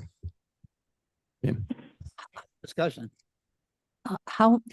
If I may, how long is this contract for? This contract ends, so what, the 90 current contract, 90 months according to the How many, sir? 90. Okay, so it ends December 30, 2031 is the last payment, which is what the original contract was gonna end also. very good. Okay. Any other questions on this? None. Clerk, call the roll. Oh, Mr. Bright. Just one quick one. Thanks very much for the information. If this contract gets placed, will we audit what AI is telling us occasionally happened rather than just accept what the software says? Yes, Axon has a policy that there's always a human interaction, so it's always disclaimer, like a lot of our police departments use called draft one within Axon with the body cams, where it gives them a police report, but it won't let them finalize that police report without a human review. So I'm not an officer, but from what I've been told is the officer that's a reporting officer will read it, approve it, and then their sergeant still has to do it. So same thing for us is when we get that synopsis, the automated one, the attorney still has to go through and do their job because I think they're required to make sure they have what they have and then not go off what the computer's telling them they have. Okay, all right. Madam Chair, Yes. without the exact cost benefit analysis, we are guessing a little bit, but I would imagine that this will save us a lot of money in attorney time. Correct, ma'am. Certainly efficiency, Mhm. certainly efficiency and opportunity. Okay, I think there's. All right, that's so much for that comment. Clerk, I think we've had enough discussion. Call the roll, please. Allen, Aye. Bates, Bates, yes. Berman, Berman, yes. Gums, Gums, yes. Juby, No. Caius, Yes. Linder, Linder, yes. Molina, Molina, yes. Sanchez, Sanchez, yes. Strathman, Yes. Surges, Yes. Tuppy, Zeppy, yes. Williams, Yes. Roth. Roth, yes. Passes with 1 no. And item H, I move for a resolution authorized amendment to the intergovernmental agreement with the city of St. Charles for actions related to management of the St. Charles Housing Trust Fund of $407,737. Allen seconds. Ms. Juby. So I had a question on page 1423. We have a resolution authorizing the dissolving of the Office of Community Reinvestment and transferring management of programs, personnel, and funds. I was just wondering, is this contingent on us having passed the dissolution of the Office of Community? I mean, I'm gonna vote yes on it. I just don't know how that works. If we vote yes for this and then we turn around and we dissolve the organization that we said would be supporting it. Go ahead, Mr. Van Kerkhoff. Sure. Actually, that's a great question. There's a lot of grants and programs that were being administered by the Office of Community Reinvestment, but the actual agreements, subrecipient agreements, this particular agreement with the city of St. Charles is with Kane County. So it really, it doesn't matter who's managing it, but the agreements are with Kane County. Okay, so we don't need to swap order or anything. Yeah. Great, thank you. And this program has been, because I was on the Housing Trust when this was developed. I believe that's probably over 10 years old now, maybe almost 15, that we've been managing this program, and it's been relatively successful as we do this match grant. So it's a great program. So thank you. Ms. Allen. Oh, thank you, Mr. Berman. I believe Elgin also has used the county for our program. And it's, I think it's a municipality saying to itself, shall we use and shall we train and use our staff for this very specific element? Or shall we use the county as an efficiency mechanism because there are people in the county who've been doing it for decades. And I think that personnel may change. That's what Ms. Juby is concerned about. But we happen to know that Mr. Van Kerkhoff has been running this for a very long time. And so getting the best use of our federal dollars is all that we're looking for. And it's a match fund. It's a matched fund. So the municipality will put in a certain amount and then Kane County, with its money, will match it accordingly to what resources are available for that match. Ms. Juby? May I have a point of clarification? I didn't ask because I didn't think it could be absorbed. I asked as a procedural thing, were we removing the authority that we were later going to be doing? It wasn't that I had any, Yes, just a little no explanation. confidence in who's handling it. It has nothing to do with that. Oh, no, that is understanding. Yes, Mr. Sanchez. Thank you, Madam Chair. Just actually a point of information. Is this being moved forward off consent or on consent? It seems like it probably can go on consent, I'm guessing. It can go on I wasn't consent. asking for it to be removed from consent. I was just asking for discussion to make sure we weren't contradicting ourselves 700 pages later. We've already moved it off consent. They're all. We didn't move it up. Did we move it off consent? We just We didn't did. put it on consent. It is not, it's moved off consent on this. No, we It didn't. hasn't been placed on consent. It hasn't been moved off consent yet. Yeah, no one has just off consent for this discussion rather than doing it full. So can we That make would a be motion items to A put it through- on consent? Madam Chair Aye. Williams, I need to not vote on this, so it can't go on consent. So my Okay. apologies. How you tell us? I thought it was coming off, so I didn't. All right, so we need to take a motion to move this off consent for the agenda, but I think we have discussion right now to approve this. Right. And then we can move it off consent, correct, is another amendment? I'll make the motion to move it off consent in honor of Mr. Williams. Second. Second, okay, so now take the roll. So it's going off consent, H's. Yeah, that's a motion.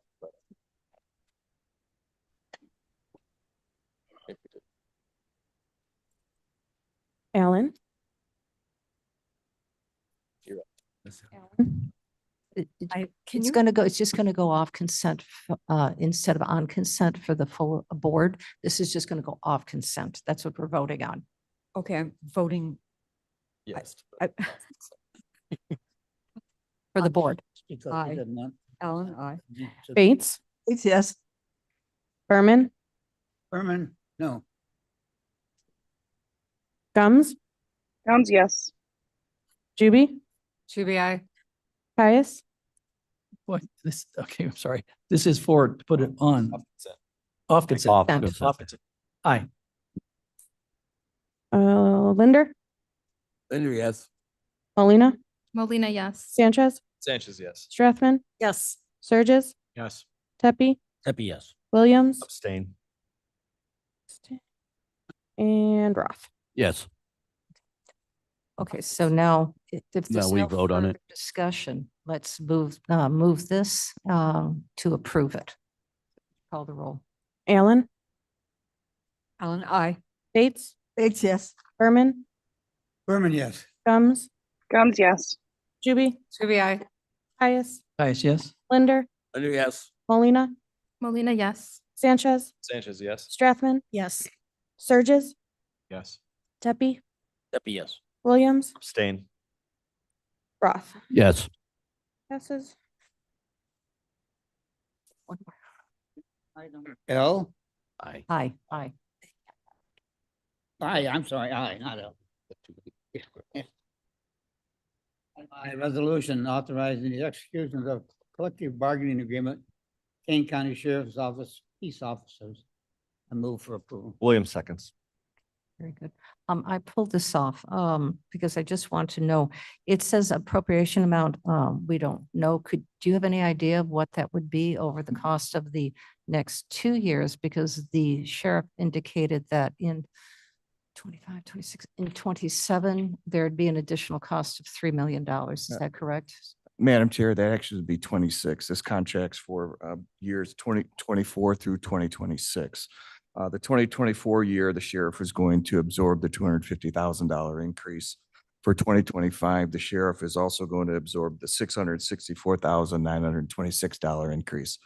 For the 2026 budget year, we have a young staff with a top-up program over 6 years. So a lot of those deputies are topping out in their 6 years, which are a large bump in their pay. So for 2026 year, we'll have to budget in the sheriff's office budget the cost of $3,163,000 and $3,163,283. That is million. Yes. Okay. All right. Any other comments on, because that's the question I needed to have. Yes. What part of that will the sheriff be absorbing? We'll have to work that out in our budget for 2026 to see. That budget hasn't been finalized, and so we're going to work that into the budget.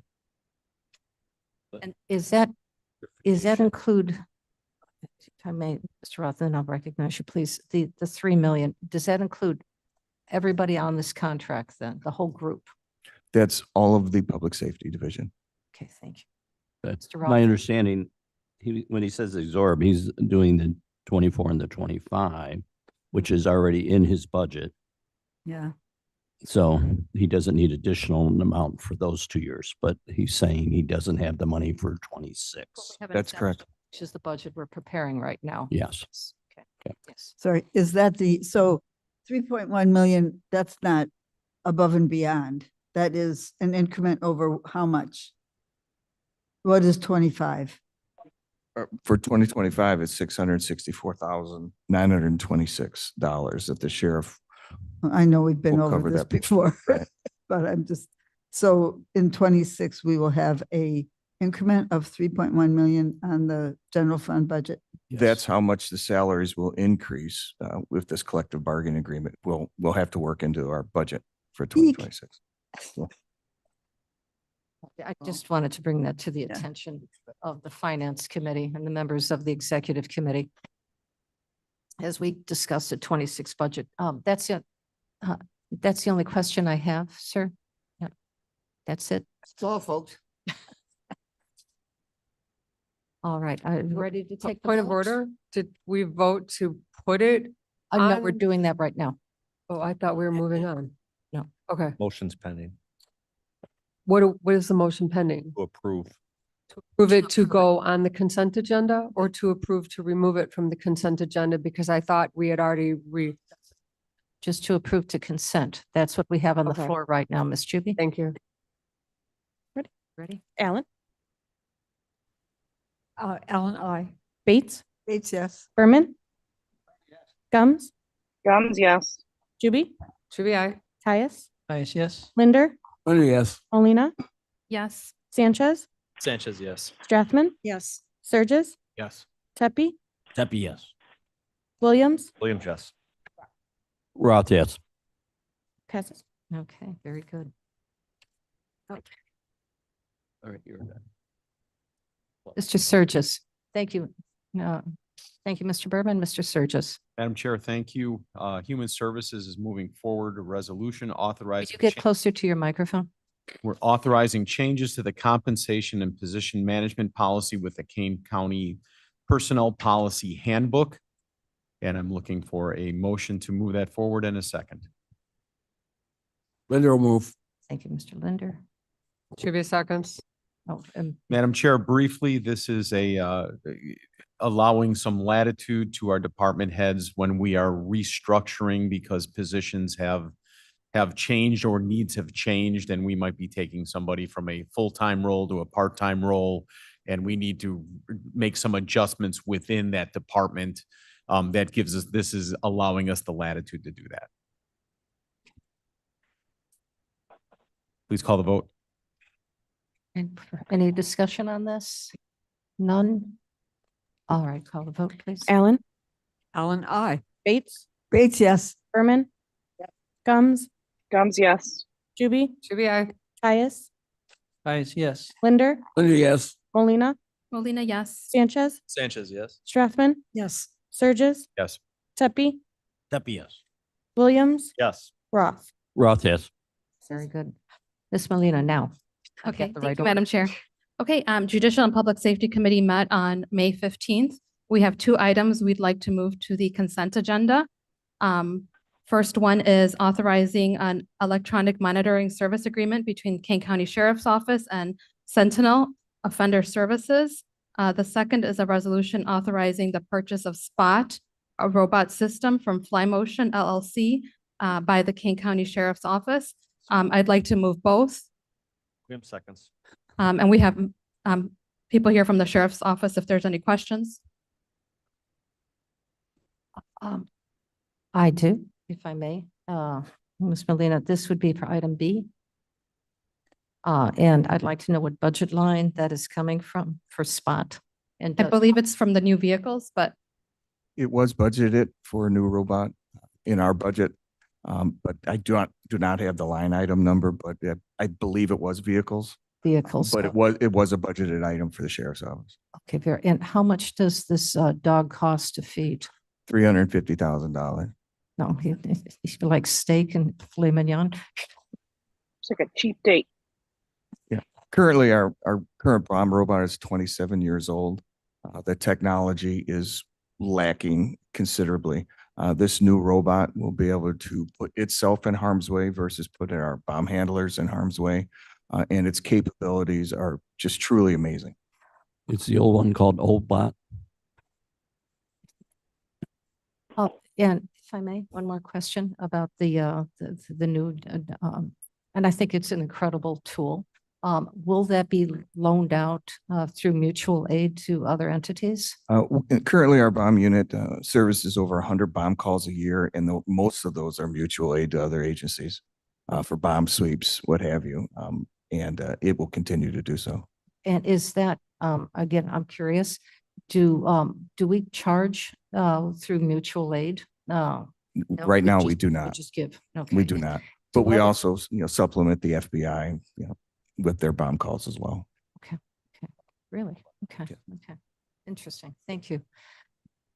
Hold on, Mr. Gripe. any other questions? Mr. Gripe has a question. Oh, thank you both. Thanks for this. It's a credible machine. We had asked in legislative and judicial if the old machine, I'll call him Fido, could be donated or loaned to colleges, people that might benefit from, if he's not going to be used for something else. I will have to ask the bomb commander if that would be available for that, and I'll let you If know. he's not going to be used, that would be great for other people to learn. Thank you. Technology sometimes is not appropriate, but to your point, instead of putting them into a recycling bin. Okay. Madam Chair Gums. Yes, Ms. Gums. Just, Ed, if you want to reach out to, I think it's, APS robotics team in Aurora, they'd probably love to see it. We will do that. Thank you. Thank you. They'll bring it up for discussion. See if they can release them. Madam Chair, Okay. can we get More a about the trade-in? dog. Can we do what? Can we get a trade-in? Only, 10 years old. yeah, Yeah. if they're under 10 years old. That's why it's called Old Bot, not Fido. Got a little gray hair, I think. Okay. For a dog. Yes. Just a question. Is there a chance the municipalities would want to pitch in? That is something we have discussed in the past, but since we have a multi-jurisdictional SWAT team with members from agencies all throughout Kane County, we just provide these services to these communities when they're needed because we will already work closely together. Correct. Okay. Yeah. Yeah, they do a very good job with mutual aid. I agree. All right, ladies, gentlemen, are we all done talking about Spot? Okay, clerk, call the roll. Allen, Allen, aye. Bates, Bates, yes. Berman, Yes. Gums, Gums, yes. Shuby, Shuby, aye. Caius, Yes. Linder, Yes. Molina, Molina, yes. Sanchez, Sanchez, yes. Strathman, Welcome to the 21st century, and yes. Surges, Tepe, Yes. Williams, Roth. Roth, yes. All right, Ms. Gums. Michelle? I'm here. I just couldn't get the mute button unmuted. Okay. Good morning, everyone. The Legislative Committee has one ordinance for your consideration for the consent agenda. It is amending section 2-48 of the King County Code. The standing committees, it revises the language related to the executive and legislative committees.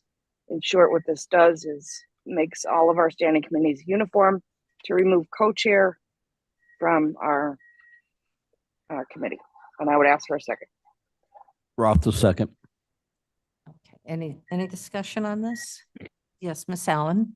I understand why we're doing this and I will vote for it, but I am remembering that the original reason for having co-chairs for the legislative committee was because the legislators because the legislators that we deal with are by nature, partisan, that the idea was that there would be a Republican co-chair and a Democrat co-chair so that either one could address his party, her party in the state by saying, I am the appointed co-chair of this committee. It was just for additional gravitas and authority. So that was the original reason. If it's not applicable anymore, I get it, but that's the history. Madam Chair Grams. Yes, Michelle. To your point, Miss Allen, I will, I can see that was a former rule.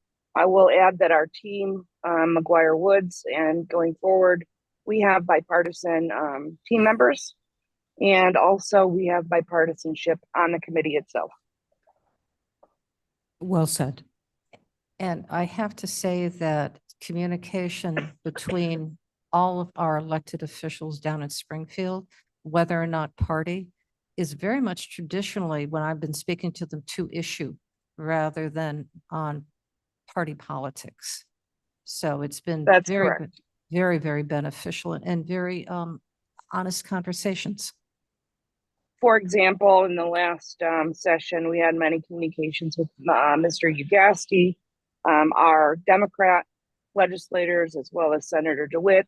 It's going very well, and I'm pleased to say that our team, again, comprised of Republicans and Democrats, we are well represented.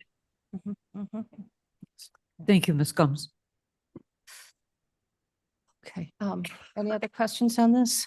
So just for clarity, this is going to be approved and then it'll go on to the full board for the first reading. And then we'll bring it back again, correct? Correct.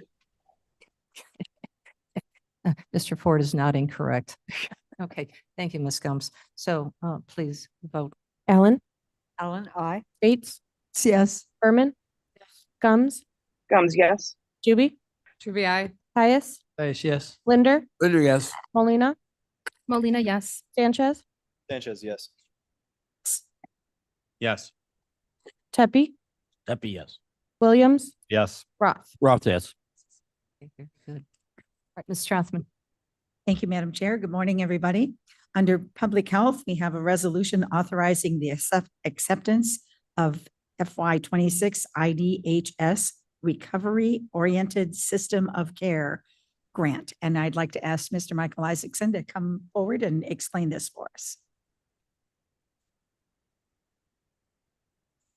Great. Thank you. Good morning. Michael Isaacson, Director of the Health Department. One thing that we just wanted to address is it was pointed out in committee that there was a sentence missing from one of the whereases. So as the Health Department, one of our most important jobs is getting you accurate information. So I just wanted to take the opportunity to come, and I don't know if this will have to be an amendment, but we will suggest that we strike the first whereas and replace that with whereas 30.5 million adults aged 18 and older in 2023 perceived that they had ever had a substance use problem. Of these, 73.1% or 22.2 million people consider themselves to be in recovery or to have recovered from their drug or alcohol use problem.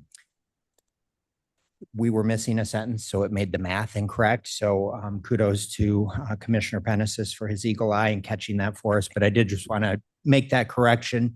This resolution is for us to accept a grant from the state of Illinois to be able to offer peer services to people who may be struggling with substance use issues.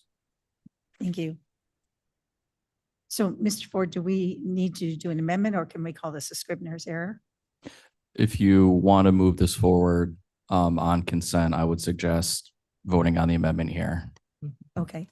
Could So, you, oh, go ahead. I would please. like to, Oh, hold on a second, Ms. Gums. I Ms. would like Strathman. to make the amendment to correct add the sentence so it makes the math correct in the resolution as we move it forward. And Gums will second. Okay, thank you. Any further discussion except you'll get that in writing, so thank you. All right, with no further discussion, you ready for the roll? Yes, call the roll, please. This will be on the amendment. Actually, Madam Chair, if I could, just for a moment, we could go ahead and continue with B, recognizing June 7th. Oh, wait a minute, we have to do, no, hold on a second. We have to accept the amendment first. Okay, all right, And sorry. then we can go on with the full vote. Okay. Okay. Amendment on 622. That is Allen. Allen, aye. Bates. Bates, yes. Berman. Berman, yes. Gums. Gums, yes. Juby. Juby, aye. Caius. Caius, yes. Lewis. Linder. I'm Linder, sorry. yes. Molina. Molina, yes. Sanchez. Sanchez, yes. Strathman. Yes. Surges. Yes. Tepe. Deputy, yes. Williams. Yes. Roth. Roth, yes. Passes. Okay, now we need to vote on the resolution itself. Okay. I think we have no more need for discussion, correct? Did we have a second? Gums. Thank you. Yes. Yeah, Yes, we had did. it. We had- Yes. Thank you. Thank you, Ms. Gums. Allen. Allen, aye. Bates. Bates, yes. Berman. Yes. Gums. Gums, yes. Juby. Juby, aye. Caius. Caius, yes. Linder. Linder, yes. Molina. Molina, yes. Sanchez. Sanchez, yes. Strathman. Yes. Surges. Yes. Tepe.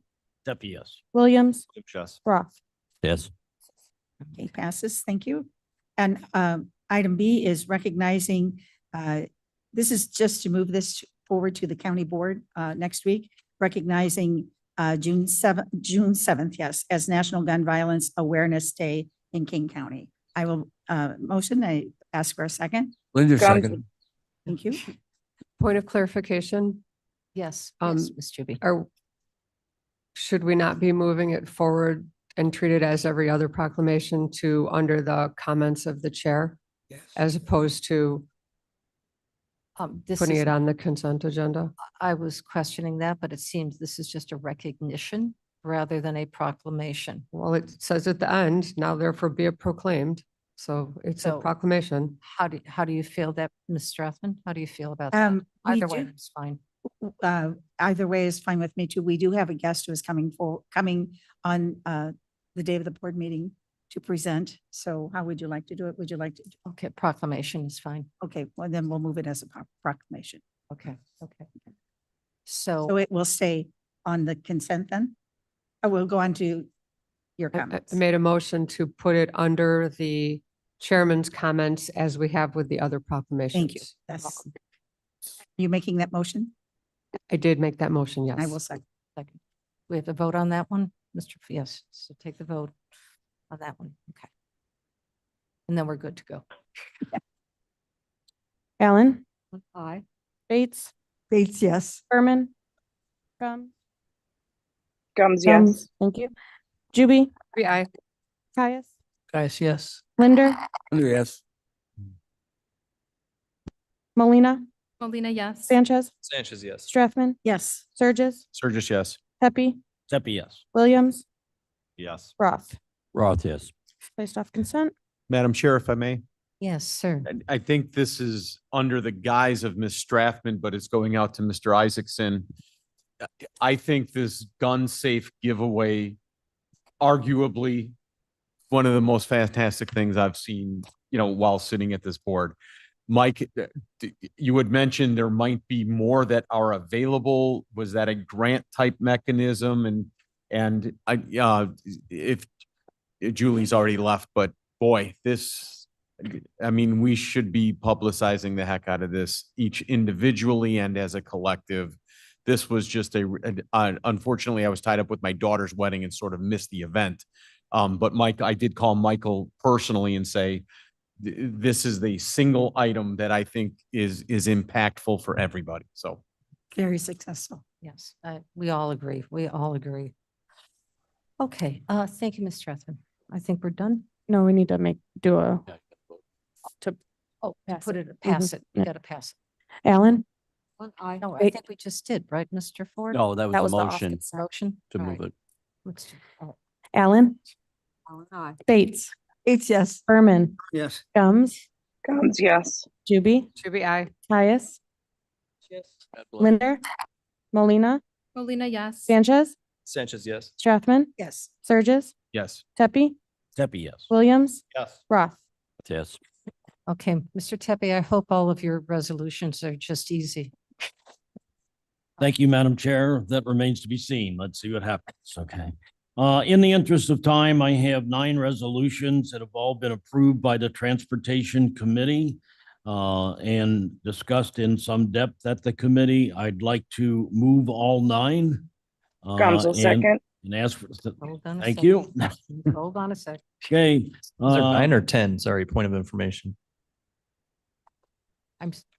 Okay, so I've got we- 10 on my agenda here.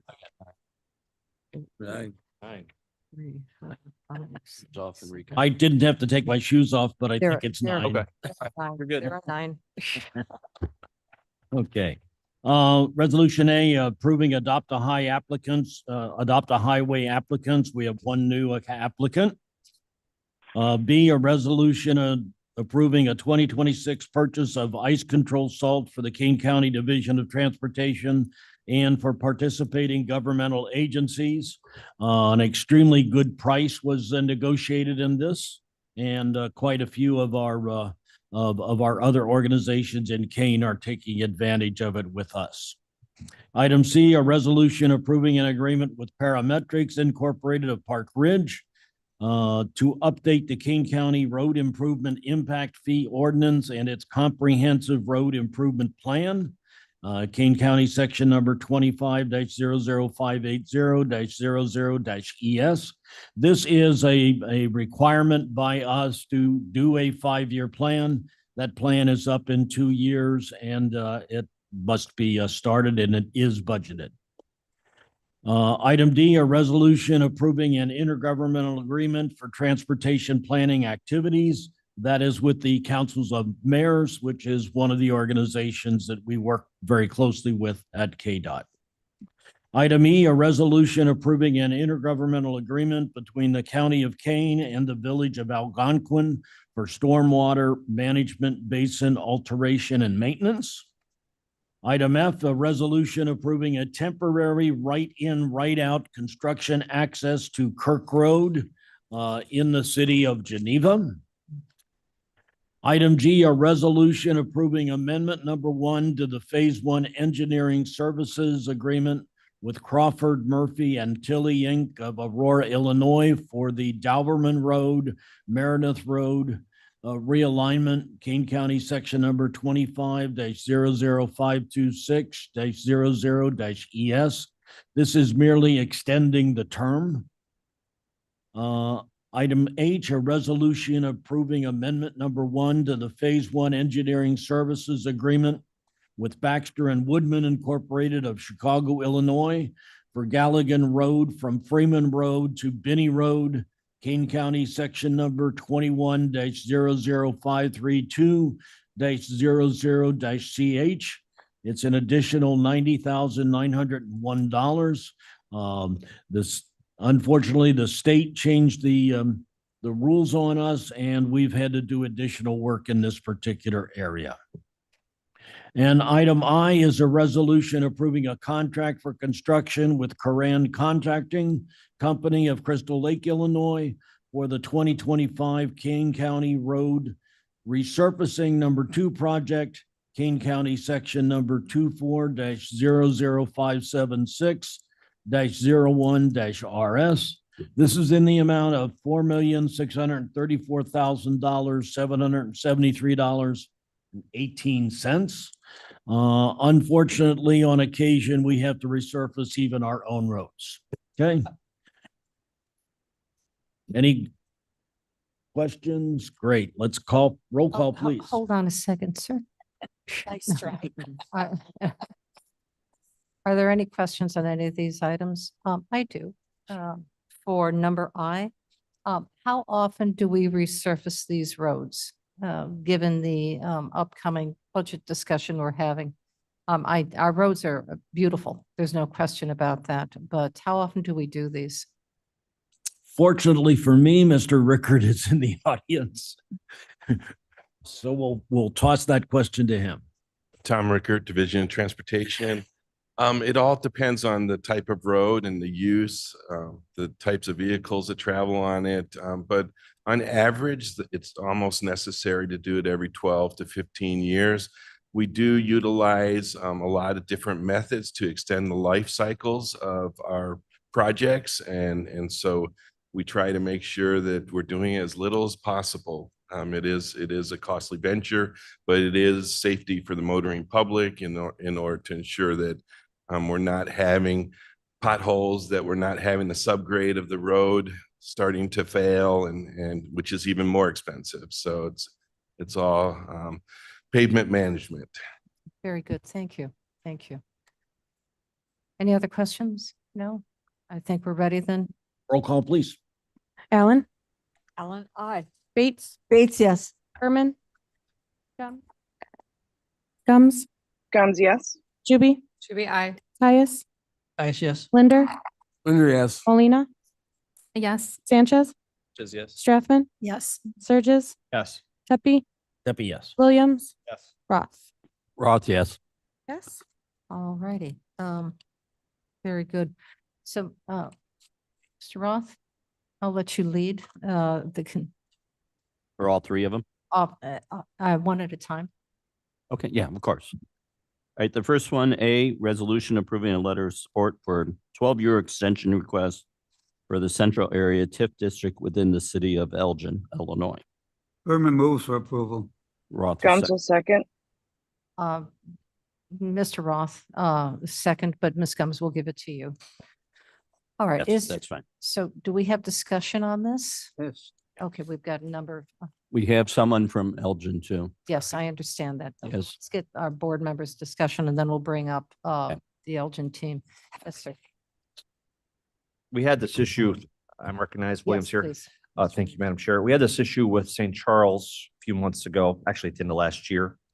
And one of the compelling reasons for extending the St. Charles TIF was that the bonds that were issued as part of that TIF had not been retired, and it would have been an out-of-pocket expense to the city of St. Charles, roughly $3 million. I'm curious if we have the same situation with the city of Elgin here, or is this just money that's going to go to a general TIF fund for administering how they see fit? Okay.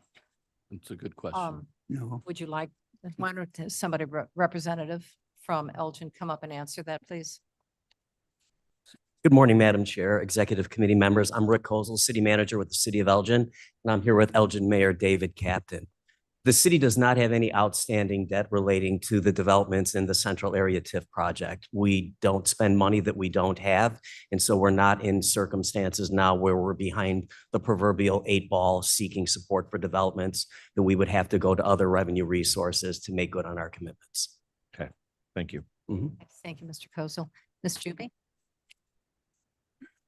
So about that, the fact that you have no debt to retire and you're sitting with a little over $14 million in the surplus to split between the municipalities if you were to not get your TIF extension. Our jobs are as King County representatives. We're not here wearing a hat for another municipality. We're here to represent all of the citizens of King County. And therefore, I cannot, with good faith, offer to leave $330,000 a year on the table when we have our own fiscal cliff, especially given the fact that you will suffer no financial hardship because you have no balloon payment to make. So I just wanted to go on record as saying that I cannot support this because I'm wearing my King County board member hat, and I will not vote to let money go off the table that we desperately need. Thank you. Thank you for that comment. Yes, yes. Oh, yes, for sir. Christ's sake. Yes, No, please. no, no, hold on. Oh, Mr. Berman. Thank you. Yes, you know, I'm quite familiar with TIFs. I think my first TIF was in the 1980s. And TIFs are an investment in the future. And that's what we look at when we take in a TIF. I know in the TIFs that we had in our community that we've closed some, we've expanded some, we've asked for extension, the same as this. But I think the idea behind it all is saying that I want to invest this money that is going to be available to us for the next 23 years, in this case, 12 years, in improving what we want in our community. And I think if it was a good move 23 years ago, and we know that the economy and everything has really been against a lot of different things, that I think that we need to assist Elgin in this case. And we are betting on the future. We're going to take advantage of this, not in maybe 13 years. So that's my feelings towards it. Investment in the future. Madam Chair. Thank you. No, hold on. I think Ms. Bates? Yes, thank you. I'm going to agree with Ms. Juby on this. I was visiting the coroner's office on Tuesday afternoon, and a emergency call came in. There was a fatality on 88 where it turns into 56 around Pressbury, almost in my district. And so I went out with them to the call. I know Dr. Silva said, well, we can stay here, but I knew she felt like she should be there. So I went with her out to the call. She had 2 deputies on the scene. Neither of which, it was getting to be 2 o'clock, 3 o'clock, 4 o'clock. She had 2 deputies on the scene. It was hot, 85 or so. They had, we did get them some water. They hadn't eaten. They didn't have lunch. There was no deputy, no third deputy who could come out and spot one of them, spell one of them, so they could go to the bathroom, go get lunch, go off to McDonald's and have just that little break, because the coroner's office can't afford that extra deputy. This $330,000, my math said 315, but we're not going to quibble about that, could be the difference between hiring another coroner's deputy to let these people have some relief when they go out to these tragic events. We just can't. I love you, Elgin. But we have to, we have to put our oxygen masks on first, and so I'll be voting no. All right, now, Mr. Linder, please. In general, I think TIFs are abused. TIFs are supposed to be used for rejuvenation, assistance in blighted areas that would, absent the TIF, not be developed or redeveloped. And this is a good example of use of TIF. There are so many bad examples that just fly through, and this is a good example.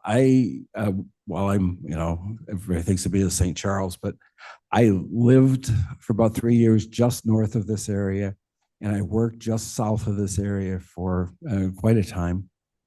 And I'm familiar with it. And I know that this is an area that, if developed, will make the city of Elgin more vital, will eventually increase not only the property values of the TIF area, but encourage development further north in the residential areas, and perhaps further east in the commercial valley. And I think it's going to end up being a plus for everybody. It may take some time, but if they get on the horse and do it, it's going to be a plus. All right, Mr. Surges. Madam Chair, I had originally abstained from this, and I will today, although I have spoken with the gentleman at Elgin and we're working our way through our conflicts. My immediate, 2 things. My immediate question is. Point of order. Yes, ma'am. Mr. Combs. Just for clarity, if there's an abstention here because of a conflict, I don't think comment is appropriate. There's no conflict that the state's attorney has made me aware of that would require that. So I would like to ask my question. Okay, just making sure. Thank you, Michelle. I'm confused during conversations with my fellow board members on this as to, and I'm directing this to the state's attorney's office, is unanimous acceptance from the underlying TIF recipients required, or is it just a formality? Meaning if we say, no, this is dead, or it doesn't really matter. It can go right onto the state and they can override us. I'm not understanding that, and the information I received in conversations with our own board members was in absolute conflict. Mr. Ford. Thank you, Madam Chair. So based on my review, there's no provision under law that requires this letter. That said, to my understanding historically, it is a practice that the General Assembly will look to the affected taxing bodies to see whether there is support for the extension of a TIF district. So if you want something in writing, we can provide that to you, but this was discussed at the Finance Committee, and this is a kind of a historical practice that the General Assembly might look to when they make this decision. Okay. And my second comment, Madam Chair, is as a lifelong resident of the Fox Valley, I remember when I lived in St. Charles and had to drive to the city, you had to come up Randall Road, but couldn't access onto I-90. You had to take Big Timber to 31 and get on. And so sometimes you just came up Route 31. And back in the day, let's call that the 80s, Mr. Berman, Elgin didn't look so good. And if you drive through Elgin today, and even Aurora, well done on whatever they have planned, whatever they have put together, and taking a city and revitalizing it. And gentlemen, I hope the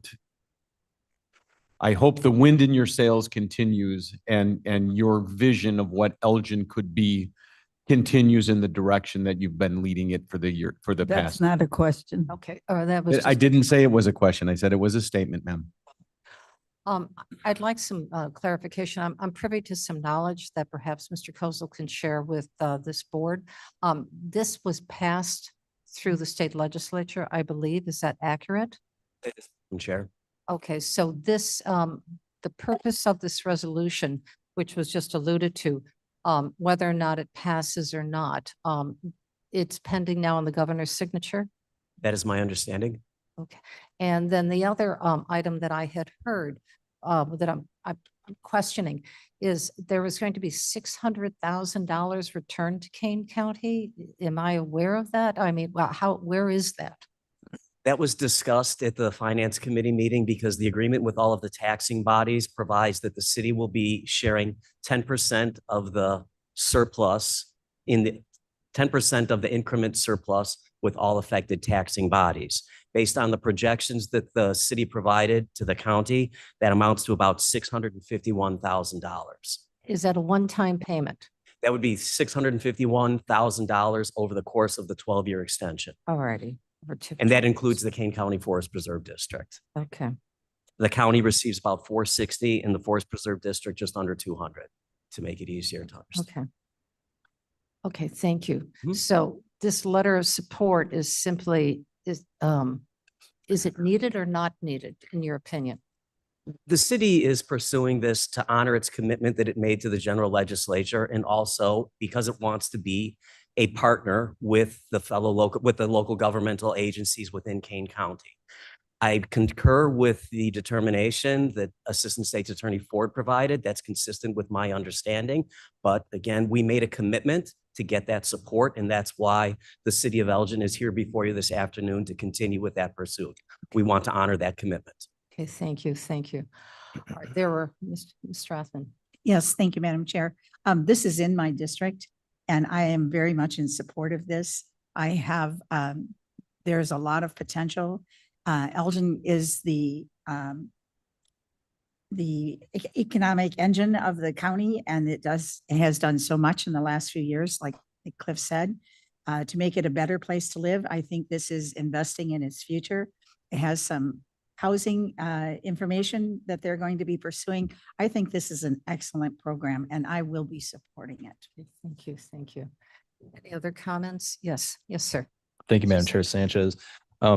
For me, the St. Charles has that difference of the monetary component. That wasn't the most persuasive to me. That was kind of a unique situation to them. What I looked at, it was a little higher level. That was a project that was approved by boards past. It was a good idea at that time. And because of global circumstances, really, it wasn't able to be completed in the original timeline. And so essentially what we were doing, in my opinion, with St. Charles was respecting that previous decision. And we have the city coming to us saying, hey, the plan has been reformulated. We're good to go. We just need a little more time, and having faith in that. And so I see the same thing here with this Elgin renewal request as well. I think it's still a good idea. I've seen what Elgin has done in the past 20 years with the downtown area, and it's been an amazing transformation. It's gone from a place that you weren't sure you wanted to walk around in during the day to somewhere you're comfortable bringing your friends and family to at night. So I think, everything they've done so far has been pretty well done. Also, even though it doesn't require by state law everyone to agree, I think what the legislature is looking for is a little bit of that, like everybody's partnering together on this. And there's a lot of support, even if some would say they're walking away from money on the table. There's that long-term aspect that Mr. Berman talked about, that investment in the future. Some TIFs I think are not that, but this one I see has a lot of value. And just looking at the chart, there are 8 other taxing bodies that have already agreed to this. We're the last one.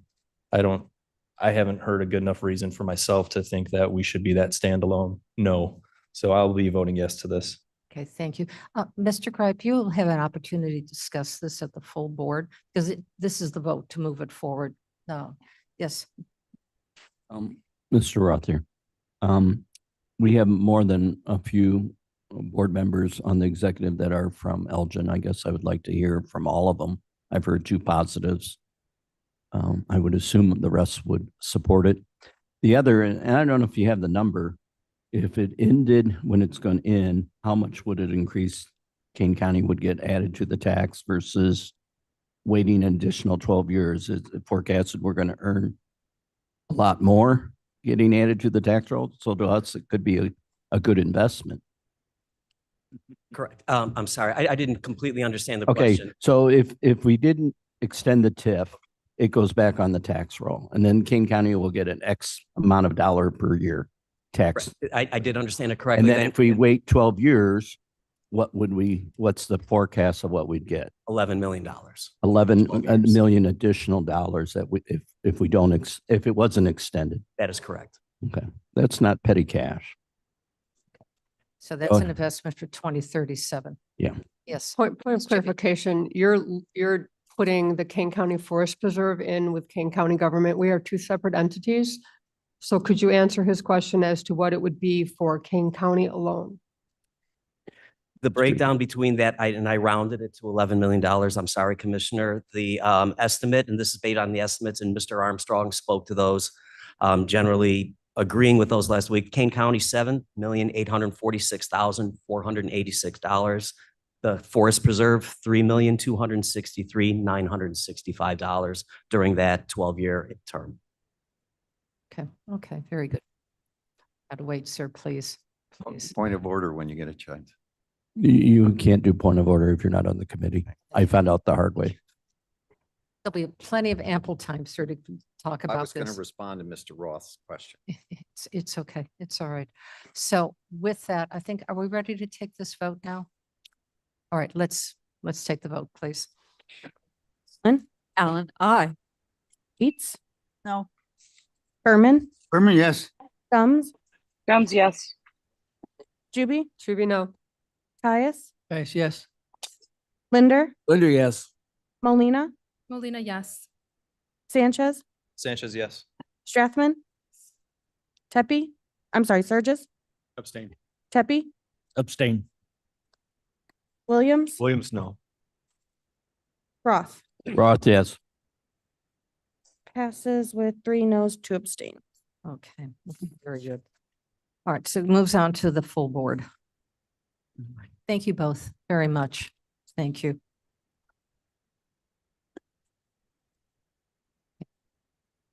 Roth, you ready? All right, the next one, a resolution appointment to Board of Trustee of the South Elgin Countryside Fire Production District. With, you want to name the gentleman's name? Yes, Jeffrey T. Therathal. Williams moves. Okay. Do I have a second? Maybe a second. Thank you. Mark, do you want to come up and tell us a little bit about Sarah Alt? Sure. Good morning again. First of all, this is one of the roles that Madam Chairman of the County Board have in terms of some of our fire protection districts, and that is the appointment of trustees. Mr. Throut is has already been appointed. This is a reappointment. They serve 3-year terms. His reappointment has been requested by the fire district. So I'd encourage you to pass this along today. Thank you. Madam Chair, Yes, sir. briefly, Times. Mr. Therio is a lawyer in St. Charles, outstanding member of the community. He'll continue to do an excellent job. Thank you. Thank you for that background. Thank you. I do have one Okay. question. Like- Is, which district is this? This isn't the Fox Valley Countryside, right? This is the one north of that? Correct. This is the South Elgin and Countryside Fire okay. Protection District. Well, because the other one is also in South Elgin, or Correct. And their trustees are actually elected. elected. Yes. Okay, I just clarification. Thank you.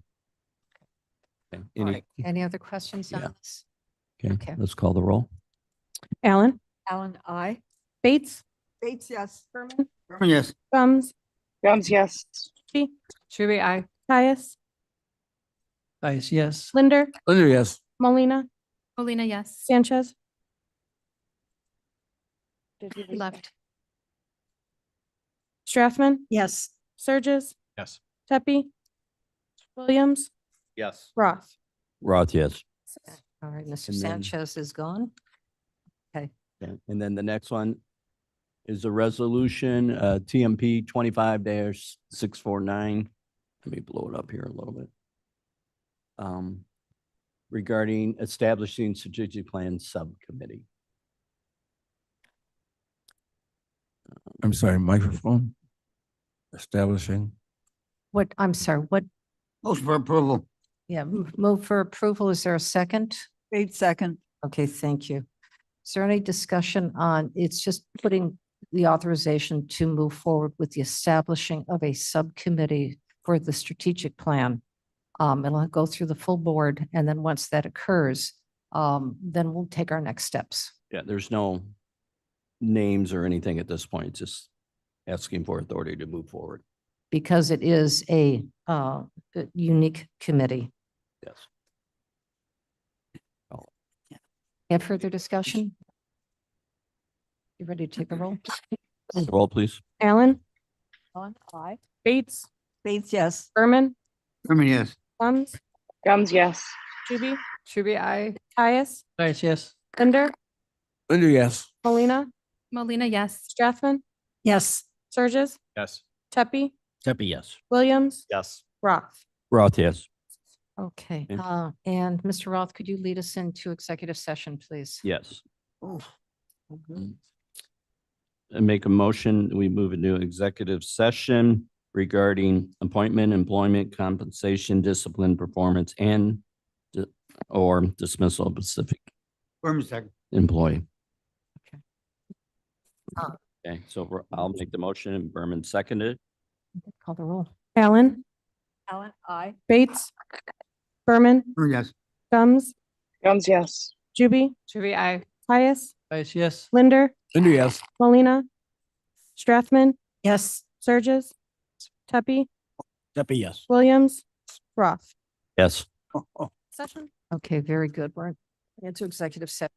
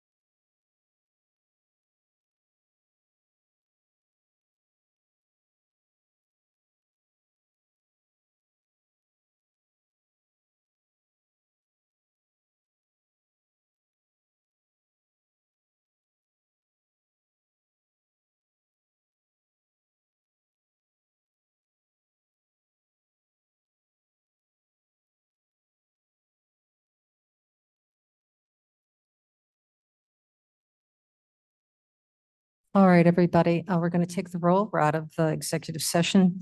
Alan, Alan. Aye. Aye. Bates. here. Yep, thank you. Berman, Gums.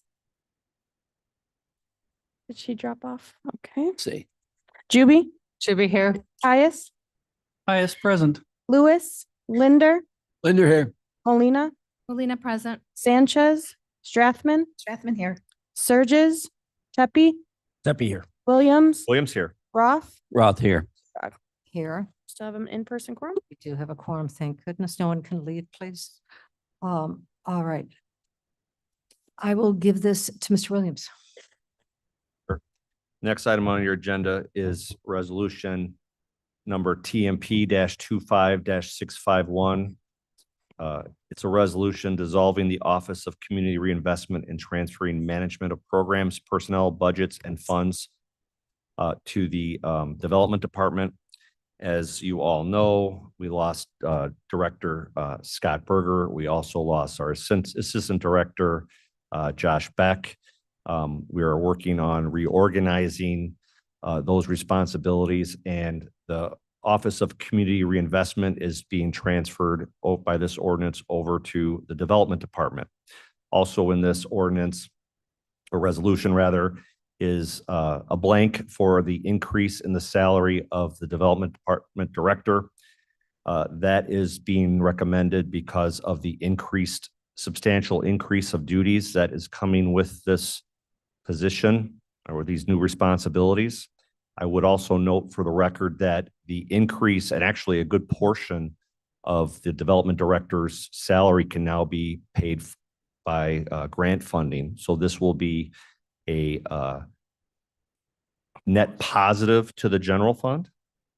So I would make a motion to approve this resolution with the insertion of a salary of $180,000.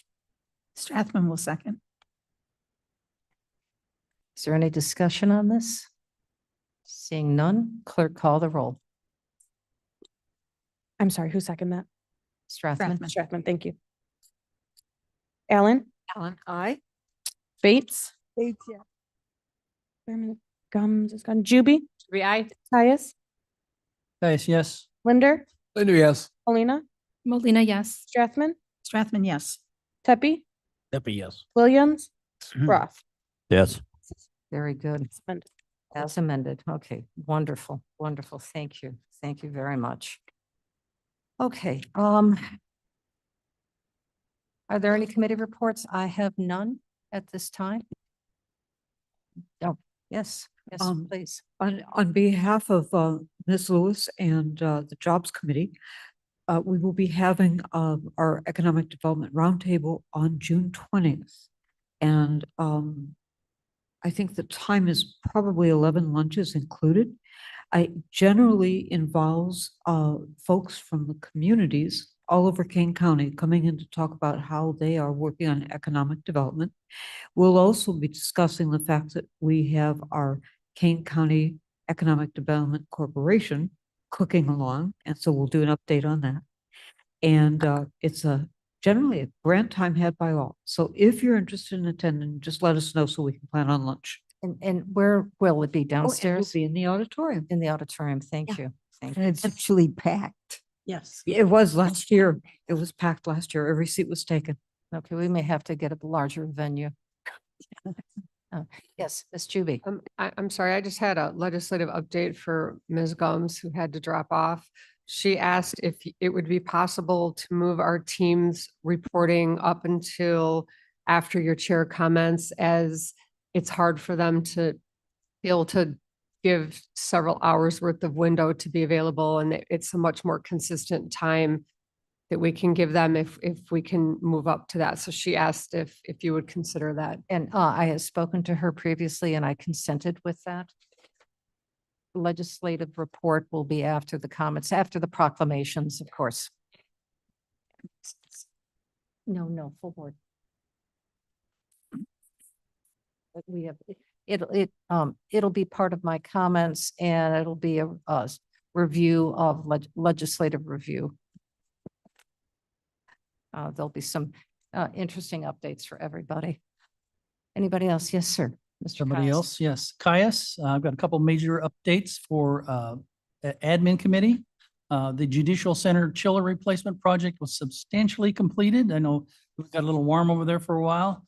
On May 14th, the system is on and operational. Cooling Judicial Center project was a complete replacement of the 32-year-old water-cooled chiller and tower with an air-cooled high-efficiency chiller system. Project cost us at 2.2 million. Second is that the Judicial Center pavement resurfacing project began on May 30th, which we just recently passed, with our initial pre-construction meeting. Project includes the west, so if you're out along Peck Road, the west parking lot along Peck Road, Judges Drive parking, a sheriff employee surface parking, loading dock, and drive at the Juvenile Center. And the project will be done in phases so that we don't take up too much of the time.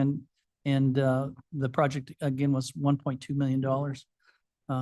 On another note, and also you should be getting in your email right soon here, a building management newsletter that Kevin is doing, that it looks really sharp, and update you on some of the high spots, which will include the chillers and things like that. On to another committee, the Grand Victoria Riverboat Fund is, sorry, I'm supposed to check into Southwest Airlines. Yeah, thanks. Is our staff member that we coordinate that with.